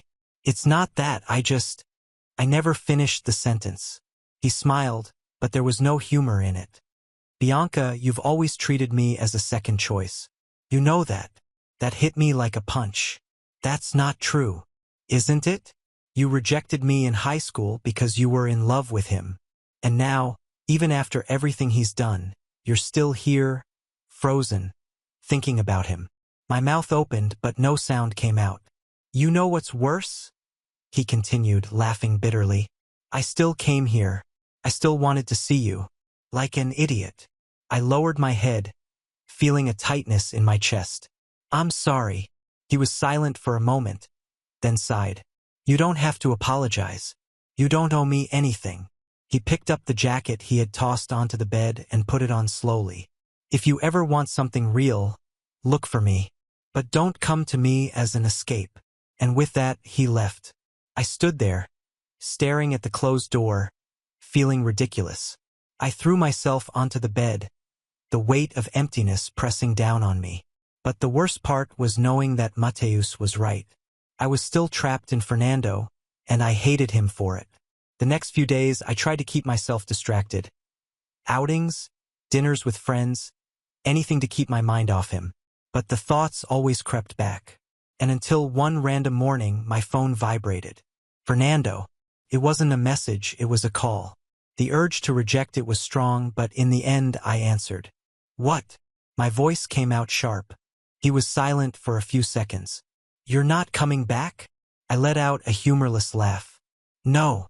You won't even hear what I have to say? Fernando, what do you want? He sighed. I want to see you. My chest tightened. I closed my eyes. For what? To pretend I'm just your friend while you show off someone else. Bianca, it's not like that. Oh no? Then what is it like? I messed up. Oh, that was new. How convenient. Now that I've left, you suddenly realize that. Meet me so we can talk. Just talk. Part of me wanted to say no and move on. But the other part still wanted answers. And that part won. Tomorrow after lunch. I hung up before he could say anything else. The next day, there he was, sitting at the cafe where we agreed to meet. He looked exactly the same. The same neatly styled hair, the same serious expression, the same eyes that had always made my heart race. But this time I didn't feel that rush. He smiled when he saw me, but there was something different in his expression. Attention. I sat down across from him. Go ahead. He studied me for a moment, then looked away. I ruined everything, didn't I? I crossed my arms. If you're looking for confirmation, yes. He let out a small, joyless laugh. I always thought I had time, that you would always be there. My stomach twisted. Well, you thought wrong. He nodded, staring at the cup of coffee in front of him. Are you with someone? Why does it matter? He pressed his lips together. Because I don't like the idea. I rolled my eyes. Oh, so now you care. I've always cared. I just didn't know how to show it. I let out a bitter laugh. You sure knew how to show that you didn't care. He ran a hand over his face, looking tired. Do you still love me? I swallowed hard. I don't know. The truth was, as much as it hurt, Fernando was still a part of me. But that didn't mean I wanted to go back. He looked me in the eyes. I can fix this. No, Fernando, you can't. The pain in his eyes almost made me waver. But then I remembered the years I had spent as nothing more than a shadow in his life. I stood up. I deserve more. He sat there watching me, as if he wanted to say something but didn't know how. And then, for the first time, I left him behind. The feeling of leaving him behind was liberating, but it also left a bitter taste. Fernando had spent years treating me like a shadow, hiding me, discarding me whenever it suited him. And now, suddenly, he wanted to fix everything, as if a few words could erase every time I had felt invisible by his side. No, I could have simply moved on, forgotten him, and continued with my life. But that would have been too easy for him. Fernando needed to feel what it was like to be cast aside, ignored, discarded as if he had never mattered. And I was willing to make sure he understood. In the following days, I let him believe that I had truly moved on. I kept my distance, blocked his number, disappeared from his line of sight. Until one random night, I received an unexpected message. Mateus, I'm in Madrid. Want to go out? I smiled. It was the perfect moment. Mateus was never stupid. He knew I wasn't ready for anything serious, but he also knew that I needed a distraction, and he was willing to be that distraction. I replied, of course. Pick me up at 8 p.m. When we arrived at the restaurant, I knew we were drawing attention. Mateus had always had a strong presence, elegant, confident, and now, with me by his side, he looked even more imposing. And that's when I saw Fernando. He was sitting in a corner with his so-called new girlfriend, the one he had brought to introduce to his friends. She was laughing, leaning against him, clearly charmed, but his eyes were on me. Perfect. I held on to Mateus's arm and whispered something in his ear, making him chuckle softly. I didn't need to look at Fernando to know he was burning inside. The waiter led us to our table, and I made sure to choose a strategic spot, one where he could see me perfectly. Mateus noticed. What exactly are we doing here? He asked with an amused smile. What do you think? He chuckled. This isn't moving on, Bianca. I took a sip of my wine, pretending to be uninterested. Who said I'm trying to move on? He studied me for a moment before shaking his head. You're dangerous. No, I'm fair. And then, as if he had been waiting for the perfect moment, Fernando stood up, pretending to head to the bathroom. He slowed down as he passed by our table. Bianca, I feigned surprise. Fernando, what a coincidence. His eyes narrowed. Who would have thought you'd come back to Madrid so soon? The world is small, isn't it? Silence stretched between us for a few seconds. Mateus watched the scene with amusement but didn't intervene. Fernando glanced at him, then back at me. Are you doing well? I smiled. Never been better. His expression darkened. Good for you. And without waiting for a response, he walked away. But I knew he wouldn't leave it at that. In the following days, the messages started coming in. Fernando, can we talk? Fernando, I just want to understand what happened. Fernando, I need to see you. And then, the final blow. Fernando, Mateus? Seriously? Oh, so now he was mad. I replied immediately, Me? Something wrong? Fernando, I thought my private life wasn't anyone's business. The blue check appeared, but no reply came. I smiled. The last straw came 2 weeks later. Fernando showed up at my building. He knocked on my door like he had any right to be there. When I opened it, he walked in without waiting for an invitation, his face full of frustration. What are you doing? I crossed my arms. I think I'm living my life. Why, Fernando? Are you surprised? He ran a hand through his hair, clearly irritated.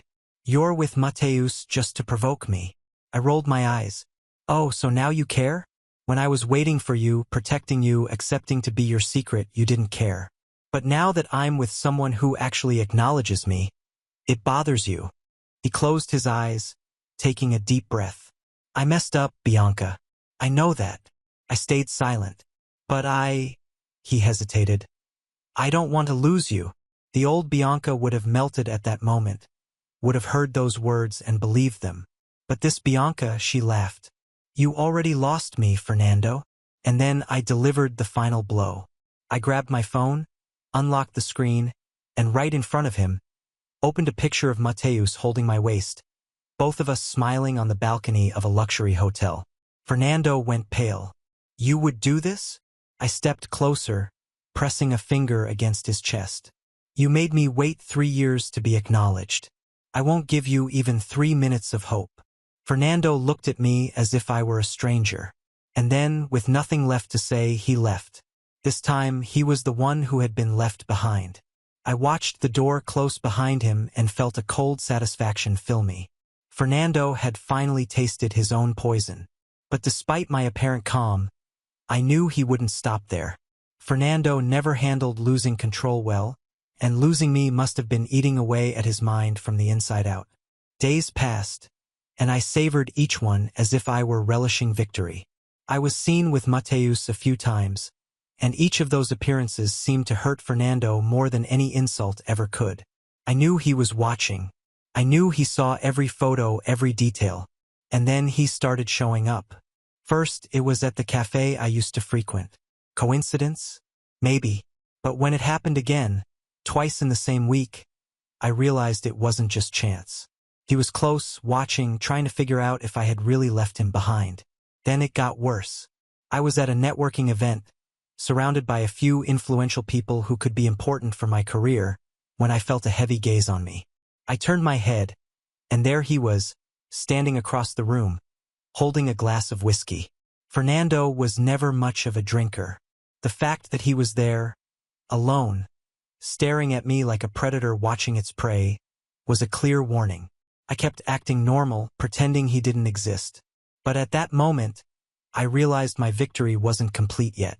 He still wanted me, and if I didn't destroy him for good, he would never leave me alone. So I waited. It didn't take long for him to make a move. One night, late, I received a message from an unknown number. Can we talk? I smiled. Of course, it was him. I ignored the message. 5 minutes later, another one. Bianca, I just want to talk to you. Then another. I know you still love me. That made me laugh. Did he really think he could pull me back with empty words? Finally, the last one. I need to see you. It's important. I hesitated. Important? My curiosity won. Where? Our cafe. He still called it that, our cafe. As if we were something, as if there was still an us. But I went, not because I wanted to hear his excuses, but because I wanted to make sure he tasted the bitter taste of defeat one last time. He was already there when I arrived, dressed in a casual yet well-fitted suit. but his face showed clear signs of sleepless nights. His dark circles were deep, and his expression was far from calm. I didn't speak. He looked at me for a few seconds before intertwining his fingers on the table. Bianca, I want to try again. The urge to laugh was immediate. You do? That's interesting. Because I don't. He closed his eyes for a second, as if trying to contain his frustration. I was an idiot. I let my fear, my image, all of that get in the way of what really mattered. You were always there and I raised my hand. Fernando, stop. This is pathetic. He tensed. Pathetic? Yes, pathetic. You're here telling me all of this now, after I left you, after I finally took control of my life. This isn't regret, it's ego. You can't stand the fact that I threw you away. He took a deep breath, his fists clenched. I love you. No. You had me for 3 years and chose to hide me, chose to pretend I didn't exist when I needed you most. That's not love, Fernando. That's selfishness. The silence between us stretched for a few seconds. Then he let out a dry laugh. Are you seeing Mateus out of revenge? I'm seeing whoever I want. Do you think he's better than me? I crossed my arms and stared at him. Mateus may have never been my first choice, but at least he never made me feel like I was the last. The words hit Fernando like a punch. He looked away, clenched his jaw and took a deep breath. And then he asked the question I knew was coming. If I had chosen you from the beginning, would we still be together? I smiled. If you had chosen me, I would have never discovered my own worth. I grabbed my bag, ready to leave. Bianca, you lost, Fernando. Accept it. And then I walked away. But Fernando didn't accept it. Days later, I started receiving anonymous calls. At first spaced out, then constant. Then worse. Mateus called me one night, his voice filled with anger. Fernando showed up at my office. My muscles tensed.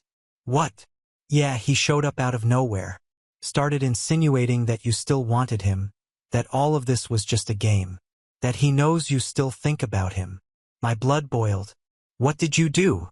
I asked if he wanted me to call security or if he preferred to leave on his own. He left. But it was clear this isn't over. I clenched my teeth. Fernando wasn't going to stop. He couldn't stand the idea that I had one. But I was tired. So I did the one thing he never expected me to do. I picked up my phone and called.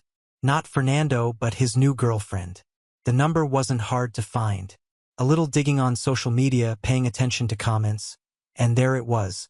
When she answered, her voice was hesitant. Hello. Hi, Mariana. Silence. Who is this? I smiled. I'm Bianca. You know who I am, don't you? More silence. I think so. Good. I need to tell you something about Fernando. And then I told her everything. I talked about the years in hiding, the lies, the messages, his desperate attempts to get me back.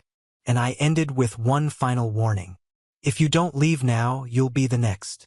The silence on the other end was enough for me to know I had won. 2 days later, Fernando sent me one last email. Thank you. You took everything from me. I smiled as I read it and deleted the message without replying. Now he was truly destroyed. Time passed, and the storm Fernando tried to create around me finally dissipated. But not without scars, not without marks. In the months following that last message, he disappeared completely. No more calls, no more messages, no more accidental encounters. Nothing. It was as if he had vanished from the face of the earth. And that was exactly how it was supposed to be. Through mutual acquaintances, I heard that Mariana left him the day after our conversation. She threw all his clothes out of the apartment window and changed the locks. Fernando tried to fix the situation, but Mariana had already seen the truth. And more than that, she told everyone. The reputation he valued so much began to crumble. The friends who once laughed at his jokes and pretended not to see his cowardice started to distance themselves. The women who once admired him began to see a desperate and pathetic man. If Fernando thought I was disposable, fate made sure to show that he was the one who had no worth at all. The last thing I heard about him was that he had quit his job and moved to another city. But what really happened to him, I don't know. And I don't care. Mateus and I never truly became a couple. I knew that from the start, and so did he. What we had was an intense connection and a bond that helped me get through all of this without falling apart. But it wasn't love. It never was. One evening, after a pleasant dinner and a few glasses of wine, he held my hand and smiled. "You know this isn't going to last, right?" I squeezed his hand back and smiled. Yes. And that was it. A goodbye without pain, without regrets. He moved on with his life and I moved on with mine. Today, when I think of him, I feel no bitterness, only gratitude. Mateus was the push I needed to climb out of the abyss where Fernando had left me. And for that, I will always respect him. Now, as for me, I became the woman Fernando never wanted me to be. Independent, confident. Where I once settled for being a shadow, now I shined with my own light. I built my career, expanded my network, and finally achieved the stability I had always dreamed of. My name started gaining recognition in my professional field, and people no longer saw me as Fernando's ex, but as Bianca, the woman who would never again accept being a secret. And ironically, that was exactly what led to one final surprise.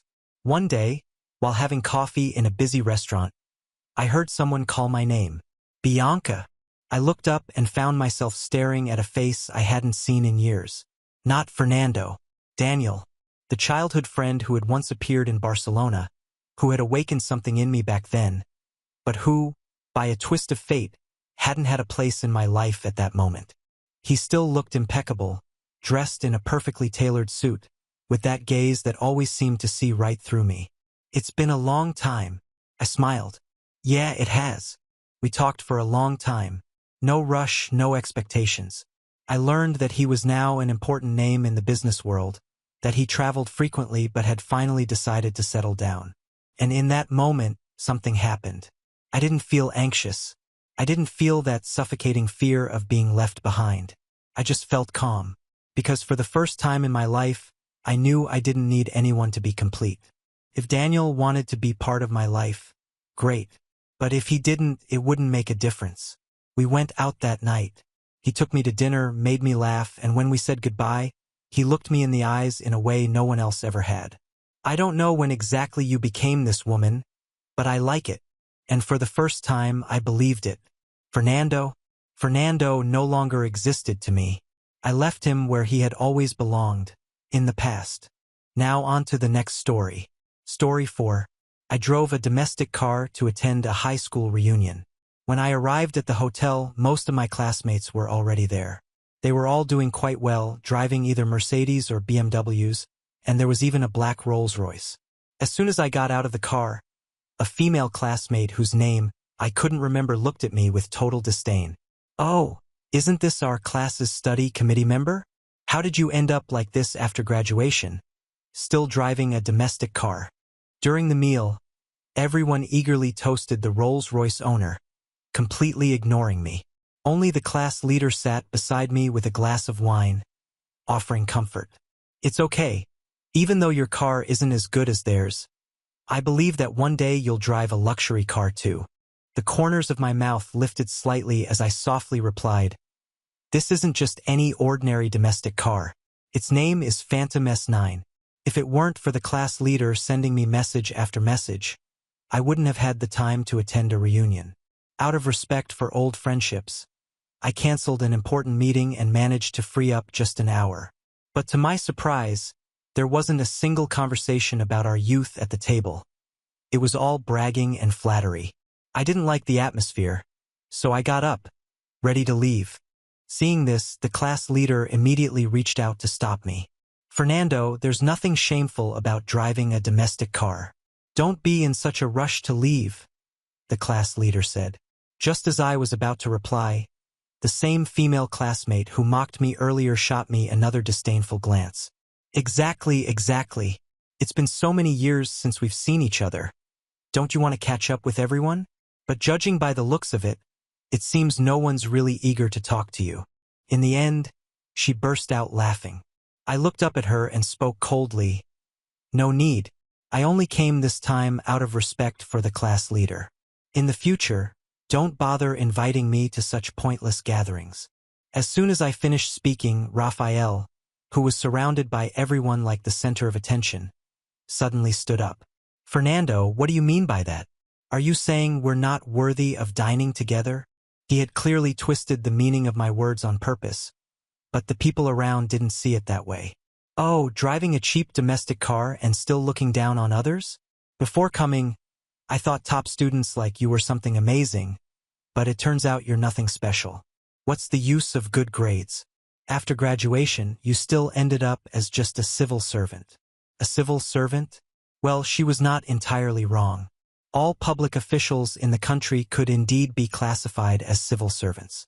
Fernando, I think you're just upset because you feel ignored, and now you're making excuses to leave. People are naturally divided into different ranks, so what if your grades are great? In the end, you're still just a lowly civil servant. I just wanted to leave this place quickly, but Raphael's comment unexpectedly stirred up collective anger. Everyone, I truly apologize for today, but I have an important meeting to attend shortly. Well, today's meal is on me. Feel free to eat and drink whatever you like. Just have the restaurant send me the invoice later. As I reached out to grab my coat, a seductive figure blocked my path. Oh, acting like a big shot when you don't have the money? This meal will cost at least thousands of dollars. Can you even afford it with that measly salary of yours? She was dressed in a fiery red dress, her lipstick just as strikingly bright, but the overwhelming scent of perfume was unbearable, and I couldn't help but sneeze several times in a row. Fernando, what's with that look in your eyes? Don't you remember me? I carefully studied her for a moment before shaking my head. Sorry, I met too many people over the past few years. I guess I'm bad at remembering faces. The truth was, I had absolutely no idea who she was. She raised an eyebrow and let out a mocking laugh, saying, Fernando, don't play this whole hard to get act with me. You chased me for 3 whole years back in high school. The moment she finished speaking, a familiar image surfaced in my mind.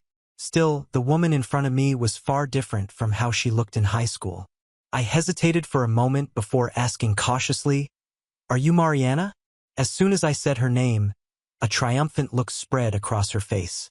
So many years have passed, yet you still haven't forgotten me. Halfway through her sentence, she suddenly changed her tone. But I need to warn you, don't get any inappropriate ideas about me. I'm engaged now, and my fiancé is none other than Raphael. Raphael? The name sounded somewhat familiar. Wasn't he the owner of the Rolls-Royce at the entrance? Still, what did any of this have to do with me? There was still a large group of people waiting for me in the conference room to start the meeting. If I didn't leave soon, I was going to be late. Seeing me remain silent, Mariana lightly patted me with her manicured hand. Civil servants don't make much money. How about you drive for my fiancé instead? I'll have him pay you $1,000 a month. That's got to be better than your measly salary. As soon as she finished speaking, the crowd burst into laughter. I couldn't understand it. Why did people like them always feel the need to humiliate others just to elevate themselves? This would be my last time attending such a class reunion. I ignored Mariana's mockery and casually grabbed my coat, putting it on. Are you done? If so, step aside. I have things to do. I had barely taken a few steps when Raphael, who was sitting across from me, suddenly slammed his hand on the table. Immediately, a dozen or so burly men in black suits rushed into the room. I noticed the nameplates on their chests. Fitzroy Group. It was a well-known industry leader in Langston City. Raphael downed a drink in his glass in one go, then burped. Fernando, did I say you could leave? I couldn't help but narrow my eyes. My legs are attached to my body. Do I need to report to you about where I'm going? Raphael burst into laughter after hearing my words. You're just a lowly civil servant. Don't you realize whose turf you're on? The whole restaurant is owned by my family. Don't you think you need my permission to leave? You're not walking out that door today. The class leader sensed the tension and immediately stepped in, saying a few polite words to ease the situation. Hey, both of you calm down. We've been classmates for over a decade. No need to let something so small ruin the mood. Halfway through, the class leader suddenly turned to me. Fernando, come on. We've finally all gathered together. How can you just leave early? Sit back down. Let's have a drink and catch up properly. I knew the class leader was trying to smooth things over for me, but my time was really running out. Sorry, I know I'm ruining the mood, but I truly have something important to take care of. There's a whole group of people in the office waiting for me to get back for a meeting. I had barely finished speaking when Raphael slammed the table again. Fernando, cut the act. You're just a low-level civil servant. What kind of meeting could you possibly have to attend? So, you're saying a whole group of people is waiting for you? Do you really think you're some kind of leader now? I was being polite calling you a civil servant. Without that, you're just another lousy worker. Got it. I was just about to retort when the class leader quickly grabbed my hand, whispering a plea. Fernando, I think you'd better apologize to Raphael. The Fitzroy family is a leading enterprise here in Langston City. If you offend him, you might lose your job. Sometimes it's better to just endure. Raphael could make me lose my job? If I hadn't stayed sober today, I might have thought I was drunk. Given my current rank, the only way to remove me from my position would be through a direct official order from higher authorities. No matter how wealthy the Fitzroy family might be, even if their wealth rivaled nations, they couldn't possibly have any real influence over me. I gently patted the back of the class leader's hand, signaling him not to worry. Raphael, if your hostility toward me stems from the fact that I once had a crush on your fiancée, then let me make it clear. I have absolutely no interest in Mariana. I suggest you focus your energy elsewhere. You and I are not the same kind of people. I had planned to use this reunion as an opportunity to clear things up and resolve a misunderstanding with Raphael, but it turned out his mind couldn't process things that way. He stared at me with bloodshot eyes. Fernando, from the way you're talking, are you saying I picked up some kind of trash and that my fiancée is a woman even you wouldn't want? Also, what do you mean by you and I aren't the same kind of people? Langston is full of businesses owned by my family. Who do you think you are? As soon as Raphael finished speaking, Mariana immediately stepped forward to back him up. Fernando, what do you mean by that? Do you think I'm no longer good enough for you now? You're not leaving here today unless you explain yourself clearly. Although that was indeed what I thought, I bit back the words to save them some dignity. I don't have time to chat with you two. Tell your people to open the door. Despite Raphael's repeated provocations, I didn't get angry. Instead, I chose to back down again and again. After all, this was a class reunion. I didn't want to ruin the mood. But just as I was about to leave, Raphael's bodyguard seized me, firmly blocking my way. Raphael strutted over, exuding arrogance, and slapped my face with force. You really think you're somebody now? Huh? Do you even know whose name this hotel carries? Back in school, weren't you the one always tattling on people? Go ahead, make a call. I'd like to see if anyone's still willing to help you now that we're no longer in school. Clenching my teeth, I locked eyes with him. Raphael, this is your last warning. Back in school, you were lazy and useless, always fighting or skipping class. I told the teachers for your own good. Now that you're an adult, remember to think about the consequences before you act. Raphael's eyes scanned the room, surveying our classmates. You all heard that, right? He says I should think about the consequences. Haha. Fernando, even if I ruin you today, what are you going to do about it? Do you really think being a top student makes you a big shot? Before you step out of here, you should have checked just how much weight the Fitzroy family carries in Langston. I slowly lifted my head, holding back my anger with great effort. Raphael, have you ever heard the saying, there's always someone bigger, someone stronger? Some people are not to be trifled with. I advise you to let go of me now, or you'll be the one regretting it later, not me. I took a deep breath, keeping my eyes fixed on Raphael. The silence in the room was almost suffocating, but I wouldn't let myself be intimidated. He might have money, power, and even bodyguards to try and pressure me, but at the end of the day, I knew exactly who I was. And Raphael, no matter how much he tried to convince himself otherwise, was nothing more than a spoiled brat who had grown up stepping on people he deemed beneath him. I could feel the eyes of my former classmates on me, some amused, others just curious to see how far this would go. The class leader, clearly nervous, approached once again, trying to ease the tension. Fernando, just apologize and be done with it. It's not worth turning this into something bigger. I chuckled softly, shaking my head. Apologize for what? For not wanting to continue this ridiculous reunion? For not bowing down to a spoiled brat who thinks he's some kind of gangster? Raphael smirked arrogantly and slow-clapped his hands. Bravo, Fernando. You really think you're above me, don't you? He then gestured, and the bodyguards blocking my exit took a step forward. Two of them grabbed my arms firmly, but I didn't resist. Not yet. You know, Fernando, there are things money can solve very easily, and at the end of the day, people like you always end up crawling back, begging for an opportunity to work for us. I said nothing. I simply smiled a cold, humorless smile. Oh, so now you're quiet, Raphael mocked. Maybe because you finally realized you have no way out. I let out a slow sigh and shrugged, making the two bodyguards tighten their grip. Do you really think you can do whatever you want to me here and get away with it? I muttered to Raphael. He laughed. And who's going to stop me? You? No. The law? Then I played my trump card. Do you even know my position in the government, Raphael? Do you have any idea who I know? Because unlike you, my influence doesn't come from a bank account. You might have money, but you can't erase everything that happens here today. The laughter stopped. I saw some classmates' eyes widen. Raphael blinked a few times, as if trying to process my words. You're bluffing, he spat. Try your luck. The bodyguards hesitated. They clearly weren't comfortable with the situation, which meant Raphael wasn't as untouchable as he thought. You really think you could just walk away from here? Raphael sneered. I can ruin your career with a single phone call. Then do it, he faltered. Call whoever you want, Raphael, make your threats.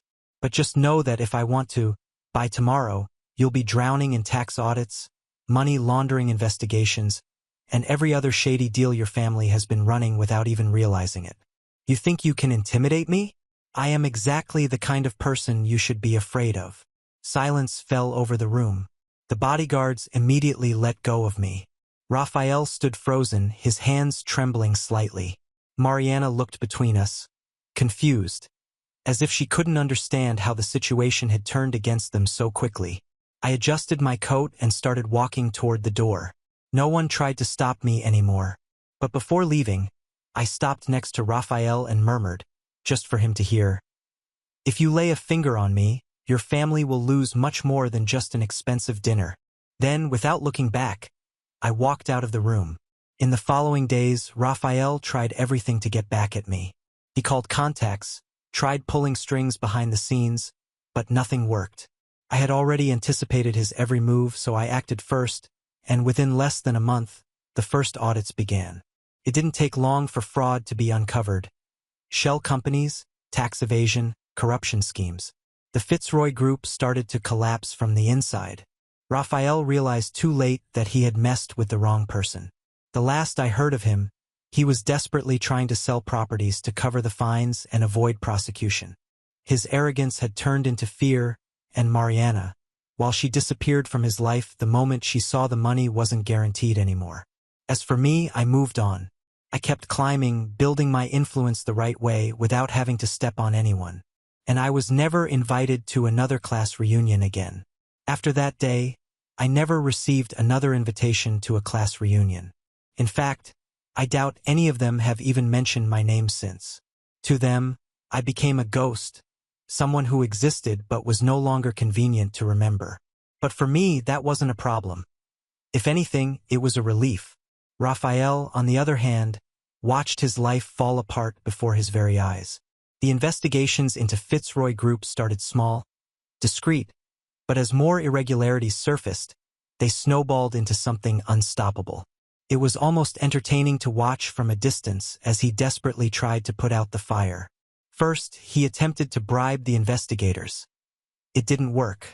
Then, he tried to leverage his political contacts, only to realize that no one wanted to be associated with a sinking ship. In the end, he was forced to sell off several of his family's businesses just to cover the financial damages and pay the ever-growing fines. The arrogance he flaunted that night at the restaurant gradually faded, replaced by sheer desperation. But the final blow came when his own father, realizing that Raphael was incapable of saving the family empire, disowned him. With no money, no power, and no one left to defend him, Raphael was reduced to an ordinary man. No status, no influence, not even a decent job. The last I heard of him, he was struggling to run a small restaurant, failing miserably. Some people are born for greatness, but Raphael, he was just a spoiled kid who never learned how the real world worked. And Mariana? Well, it was no surprise to anyone that she vanished the moment Raphael's wealth was no longer guaranteed. She tried to attach herself to other businessmen, hoping to maintain the lifestyle she was used to, but soon realized she wasn't as special as she believed. People like her only have value as long as they're an extension of someone powerful, and without Raphael, she was nothing more than an ordinary woman. Boring, untalented, and with no real appeal beyond her looks. I heard she tried to marry a middle-aged executive, a divorced man who had little interest in her beyond using her as a trophy. It didn't last long. As soon as he realized she was more of a burden than a benefit, he discarded her. Now, Mariana lives a very different life from what she once envisioned. She works at a luxury boutique, selling clothes to the same wealthy women she once envied and tried to imitate. And perhaps the most ironic part of it all is that if she had stayed with me back then, she could have had everything she ever wanted. The class leader remained the same, always trying to please others, always balancing between sides to avoid fully committing. In the end, he was just a mediocre man, someone who never had the courage to take a stand, to make a real decision. He reached out to me once after everything, trying to justify himself, saying he didn't want to get involved, that he just wanted to keep the peace. I simply looked at him and shook my head. People like him don't deserve respect, only pity. And the others? Most moved on with their lives. Some remained trapped in the cycle of flattery and pretense, while others finally realized that the real world wasn't like high school. But overall, they all followed the same path, desperately trying to maintain appearances, to prove they were successful, wealthy, happy, a fragile illusion held together by the fear of being seen as failures. As for me, I moved forward. I built my career, expanded my influence, and achieved everything through my own efforts. Unlike Raphael, I didn't inherit anything. Every achievement, every victory, every bit of recognition was earned through hard work. And that's the difference between us. Sometimes I wonder if any of them still think about me. If Raphael wakes up in the middle of the night, seething with anger, knowing he was the one who orchestrated his own downfall. If Mariana regrets the choices she made. If she looks back and realizes she threw away the only real opportunity she ever had. If the others remember the last time they saw me and now understand that they laughed at the wrong person. But in the end, none of that matters because I never needed their validation. I never needed the approval of a bunch of shallow people driven by money and status. I am proof that those who truly have value don't need to shout to be noticed. Time always puts everyone in their rightful place, and in their case, there is no worse place than the shadow of their own choices. Now on to the next story. Story 5. My 5-year-old daughter came home from school, knelt in front of me, and begged me not to send her back to kindergarten. She said she didn't want to go anymore. I asked her why, but she just cried and shook her head, too scared to speak. Sensing something was wrong, I lifted her shirt and found her arms and body covered in small marks. Trembling with indignation, I took a photo and posted it in the kindergarten parents group, asking who had done this. A woman named Clara arrogantly replied, "I told my son to do it." She then sent 2 photos. One was of her wedding to my husband, and the other was a picture of me with my daughter and my husband. She wrote, "You home wrecker. You dare to steal my husband and have a child out of wedlock? It's a miracle I didn't tell my son to do worse to your child." The parents' group erupted with insults directed at me and my daughter. Even the teacher tagged Clara in the conversation, saying, "Enrique did very well today. I'll make sure he gets a gold star tomorrow." Clara sent a smug emoji and directly challenged me. "If you're upset, come find me. My son and I are still at the kindergarten." On the way there with my daughter by my side, I sent a message to my company's legal team. "Prepare a divorce agreement as per the prenup. I want Tiago out with nothing. Also, my daughter was assaulted at the kindergarten. Bring a team immediately." I want them to pay for this. How dare Tiago live off me while keeping a mistress and a child on the side?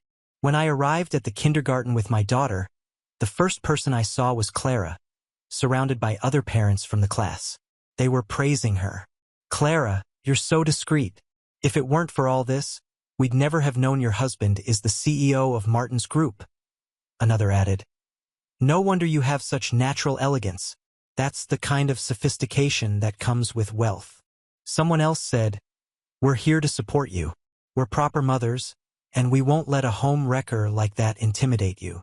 Even the teacher was flattering her. Clara, tell me Enrique's favorite foods, and we'll adjust the kindergarten menu for him. Clara looked radiant, basking in the compliments. Tiago, who had lived off my support for years, had been given control of a small branch of Martin's Group because I thought he needed responsibility. I never imagined this would become Clara's source of pride and admiration. The moment they saw me, the parents who had been praising Clara moments earlier immediately frowned and looked at me with disgust, as though I were something filthy.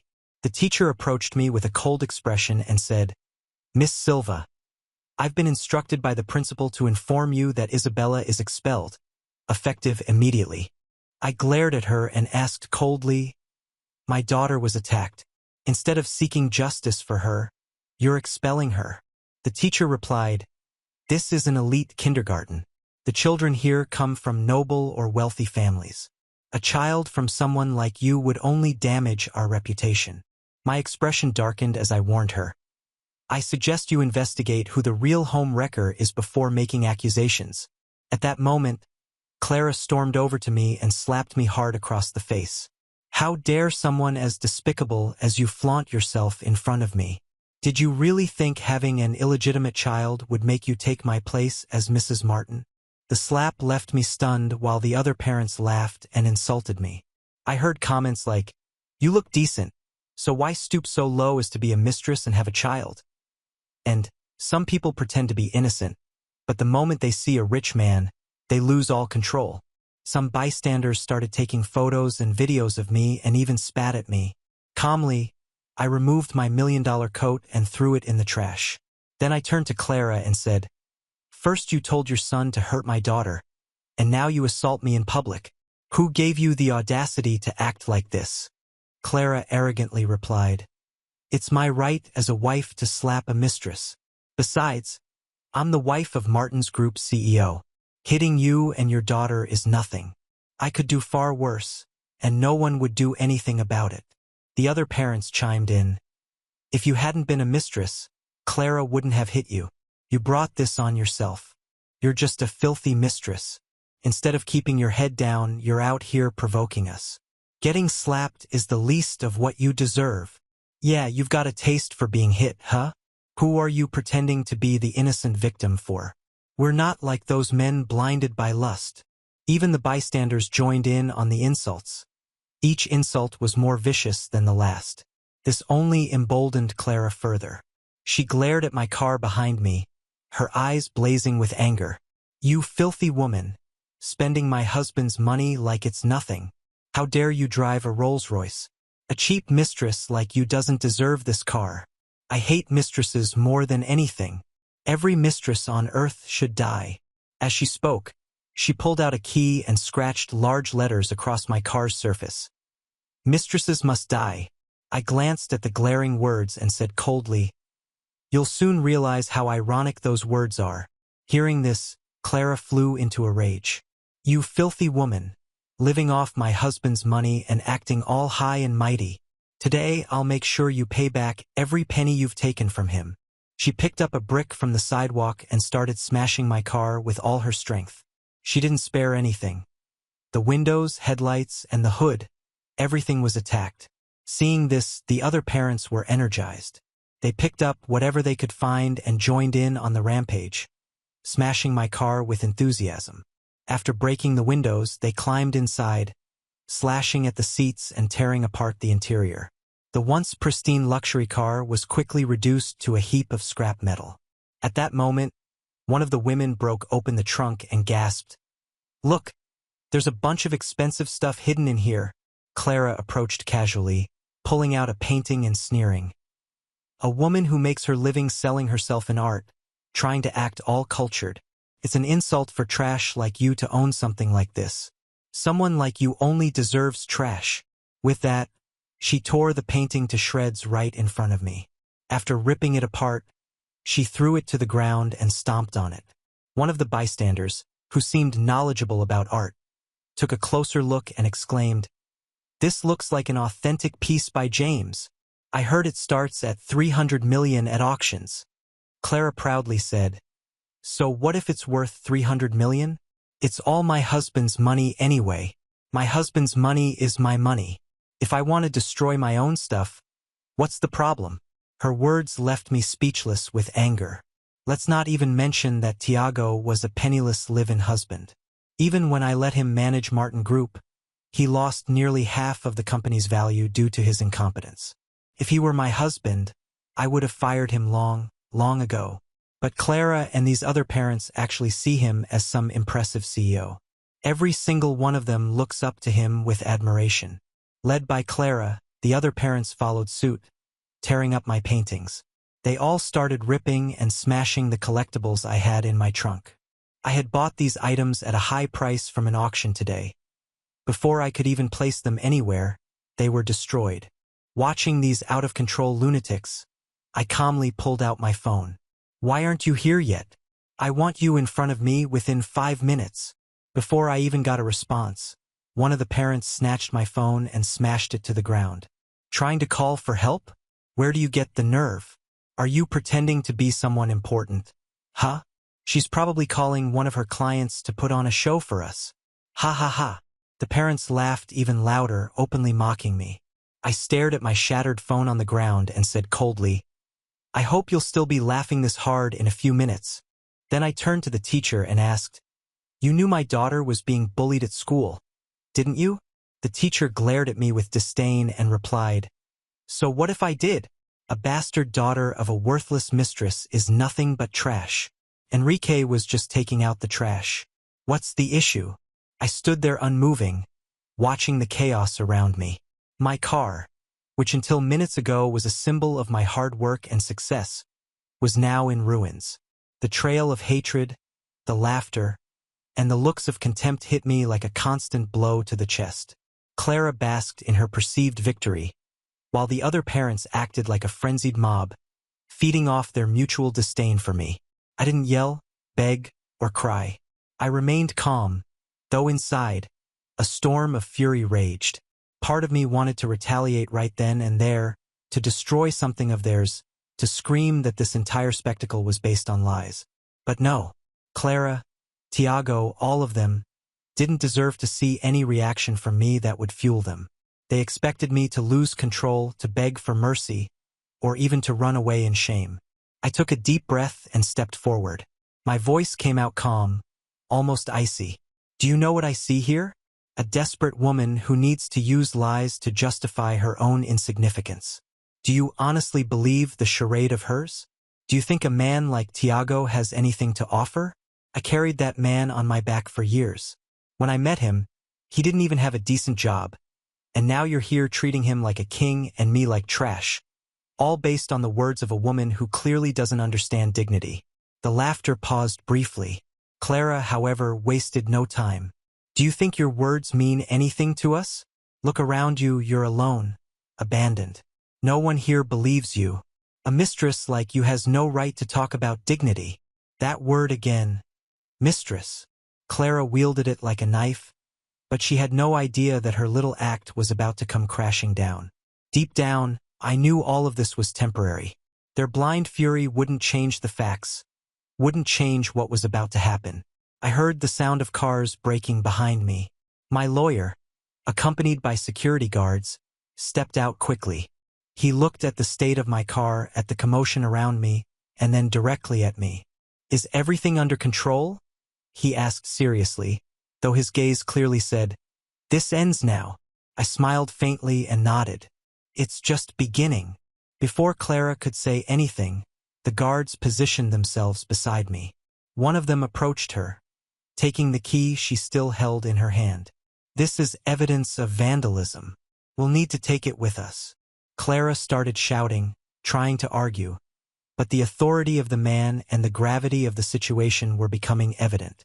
One of the parents who had been breaking something inside the car quickly dropped what they were holding and tried to slip away, but a guard stopped them. "All of you participated in this destruction," my lawyer said, raising his voice so everyone could hear. "The parking lot cameras recorded everything. This isn't just a case of vandalism but also collective harassment. My client has every right to sue each and every one of you." He paused, pointed directly at Clara, and added, "And you, in particular, will have to answer for incitement to violence and defamation." The expressions of shock and panic began to spread across the group. Some parents tried to protest, claiming they had been influenced, that they didn't know what was really happening. Clara, on the other hand, kept insisting, trying to twist the narrative. "She's a liar. This is all her fault. She stole my husband. She deserved every second of this." I stared at her directly. "Clara, do you really think this will save you? That these empty words and this performance will hide the truth?" I turned to my lawyer. "Please, show everyone what we found in the audit on Tiago." He pulled a document from his briefcase and began reading aloud.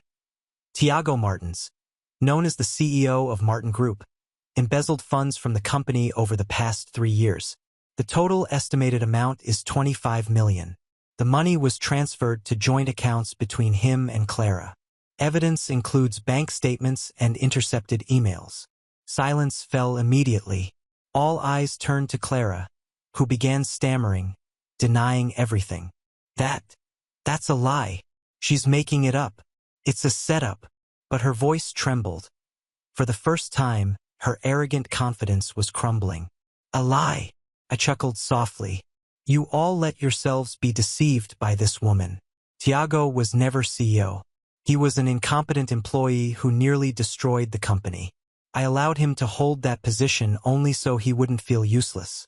And meanwhile, he was stealing money to support you, Clara. But guess what? All his so-called wealth that you're so proud of was mine. And now neither he nor you have anything. Guess what that means for your future?" Clara, speechless, began backing away.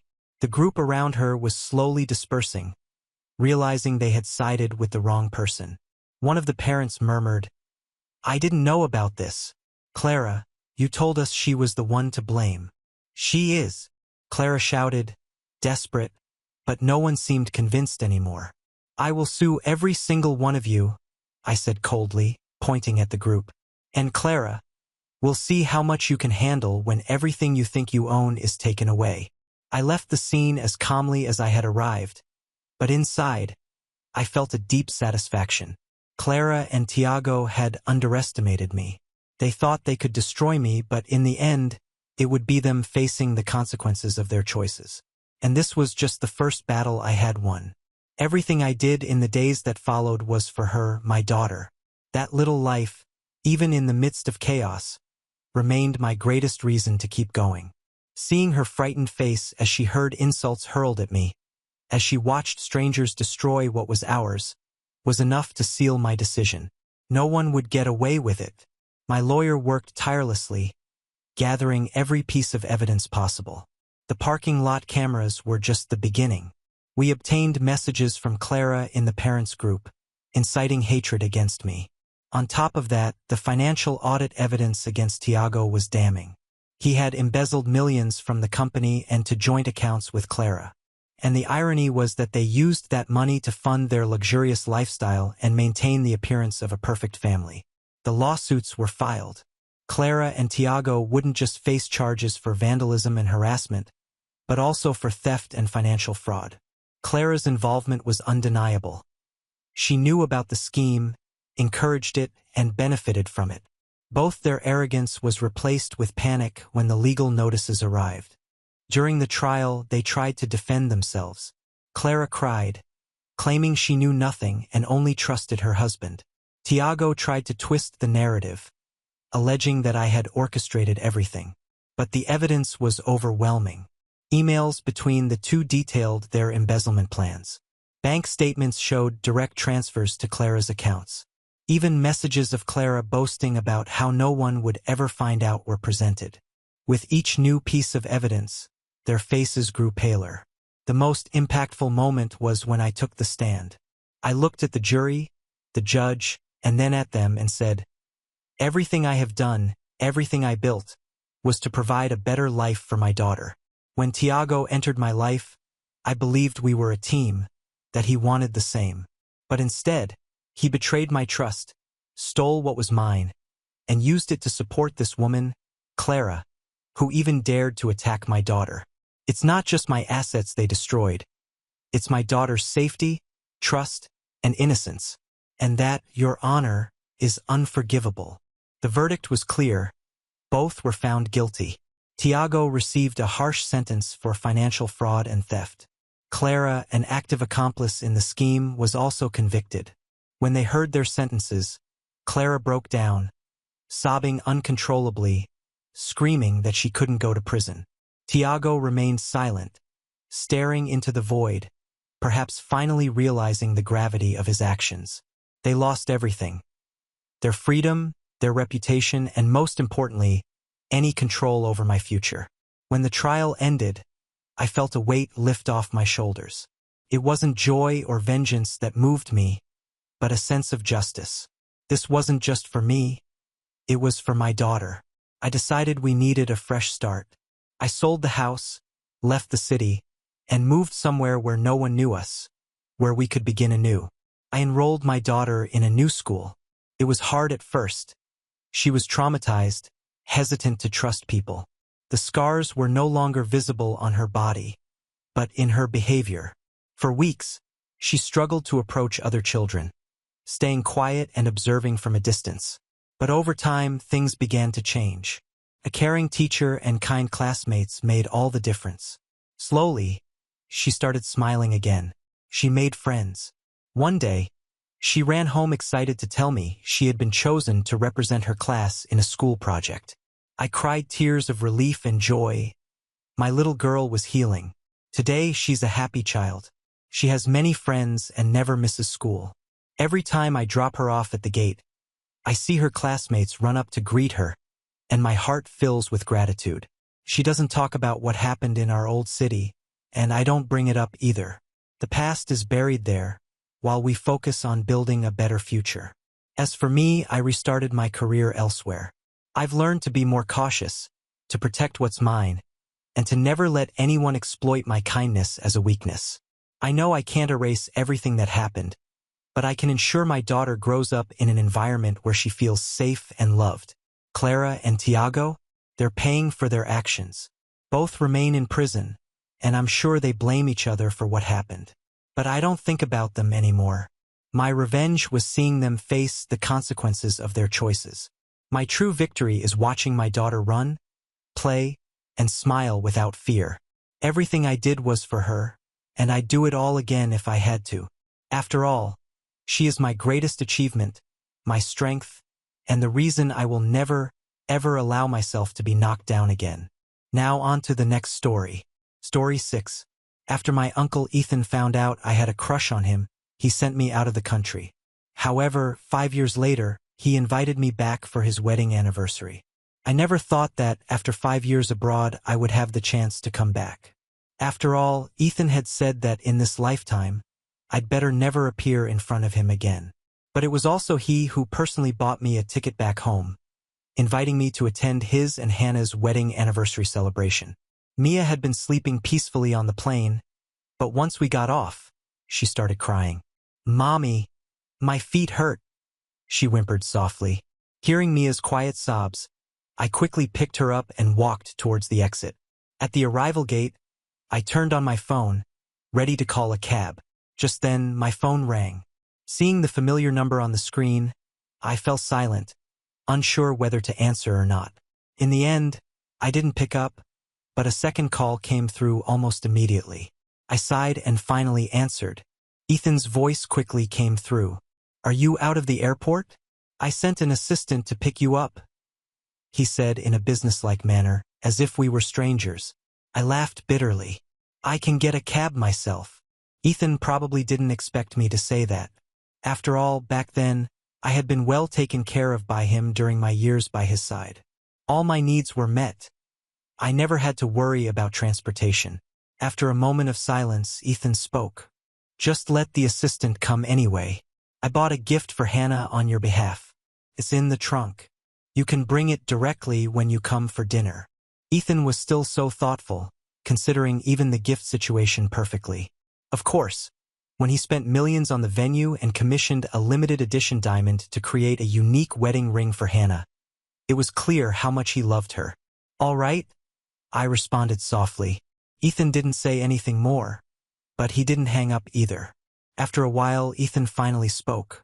Laura, after 5 years abroad, I hope you've really reflected on things. If you do anything to Hannah, I won't let you off easy. Hearing this, I was stunned. Before I could respond, Ethan had already hung up. Actually, Ethan could rest assured. I wouldn't do anything to them. I just wanted to take good care of Mia and find a job. When I was young, my parents died in a cruise ship accident and never returned. Ethan naturally took over my care. My relationship with him had always been harmonious until I became an adult. I realized I didn't just see Ethan as an uncle. I liked him. But I also knew very clearly that there was no future between Ethan and me, so I wrote all my feelings in my diary. If Ethan hadn't seen my diary, I probably could have pretended that my feelings for him were just those of a niece for her uncle. But Ethan saw it.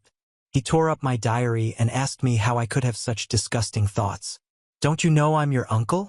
Even without a blood relation, we can only be family. The usually gentlemanly and refined Ethan was no longer gentle, shouting at me with disgust in his eyes. At that time, I wanted to explain but couldn't explain anything. In the end, he canceled the job I had lined up and, under the guise of studying abroad, sent me to a remote university overseas. To prevent me from contacting the outside world, Ethan even hired bodyguards to watch me. At first, I didn't understand why Ethan treated me this way until the first month after I went abroad. News of Ethan's marriage went viral. Only then did I realize that all these years he had always had someone in his heart. I watched Ethan's wedding video over and over again. In the video, when looking at Hannah, Ethan's gaze was gentle and loving. He had never looked at me that way. From that moment on, I knew that Ethan keeping me by his side for so many years was just out of sympathy and responsibility. His only love was Hannah. I was stunned when the assistant drove me to my destination. This hotel was where Ethan and Hannah got married. 5 years of marriage, and he held a wedding anniversary celebration every year, personally selecting gifts for Hannah. In previous years, he didn't allow me to enter their world. Inviting me back this year was probably just to let me witness their happiness. I numbly got out of the car and saw Hannah smiling as she walked towards me. Unlike my haggard appearance and simple clothes, Hannah wore expensive jewelry and perfume, looking well cared for by Ethan. When she came to my side, Hannah's expression was very surprised. Laura, how did you secretly have a child abroad without telling me? I've been married to your uncle for so long, and you still treat me like an outsider. Before I could speak, Hannah took Mia from my arms without asking. Mia woke up and immediately started crying, struggling not to let Hannah hold her. I took Mia back from Hannah and comforted her for a while. Actually, Hannah knew about my past crush on Ethan. Returning this time, I didn't want to get too involved with Hannah, but Hannah still stubbornly wanted to hold Mia. When Hannah and I arrived at the hotel's private room, Mia was still crying and wanting me to hold her. Hannah forced a smile and handed Mia back to me. Your uncle knows having children isn't easy. We haven't thought about having kids these past few years. Seeing you've had a daughter, I got too excited. There were already several people sitting in the room. I wasn't used to socializing, so I chose a corner seat, and Hannah sat down next to me. She enthusiastically linked arms with me, introducing me and Mia to the others. The looks others gave me were visibly teasing and probing. I couldn't stand the strange atmosphere here and said I wanted to go to the restroom. When I came back after washing my face, I heard Hannah's voice. Someone had asked Hannah why she brought in an unlucky thing like me. What unlucky thing? Laura is Ethan's niece. Although she went down the wrong path and tried to seduce Ethan before, now that she's had a child, she definitely won't make mistakes again. Hearing Hannah say this, I just quietly stood at the door of the private room. Yes, in others' eyes, I was just a mad woman who tried to seduce her uncle, a shameless fool. Mia tugged at my clothes uneasily, and I comforted her before entering the room. Some things have to be faced eventually. I don't know how much time passed, but suddenly everyone in the room stood up. Mr. Thomas is here. A group of people crowded around Ethan, who had just entered, while I stayed seated in my corner. After a long time, I finally raised my head and looked at Ethan. He wore a suit with Hannah leaning on him, their gazes meeting in mutual smiles. Ethan was surrounded by people and didn't notice me in the corner. Suddenly, Hannah seemed to remember something and with a smile, nudged Ethan. Ethan, Laura is here too. You and your niece haven't seen each other for so many years. Catch up a bit. Laura even brought back a surprise. Hearing the word surprise, Ethan remained unmoved, first helping Hannah sit down and ordering her a glass of milk before finally raising his eyes to look in my direction. Mia shrank into a ball, looking very wary. Ethan obviously saw Mia too, his eyes widening slightly. Laura, who is this? I hadn't told them about Mia, so when they saw me with her, their expressions were all the same, either surprised or as if watching a spectacle. Hannah spoke for me. Ethan, this is Laura's daughter. Isn't she adorable? She looks just like Laura and seems to be a few years old already. Ethan's gaze moved from Mia to me, examining me for a moment. Just when I thought he wouldn't pay any more attention, he asked, pointedly, pointing at Mia, "During these years abroad, you got married and had a child?" I looked directly at Ethan and nodded. "Yes, I got married a while ago. Sorry I didn't tell you." But I didn't expect him to suddenly do something so crazy after what I said. As I sat at that dinner with Mia quietly by my side, I knew I was completely out of place. The atmosphere felt suffocating, and each sidelong glance I received reminded me that to them, I would always be the woman who dared to cross a forbidden line.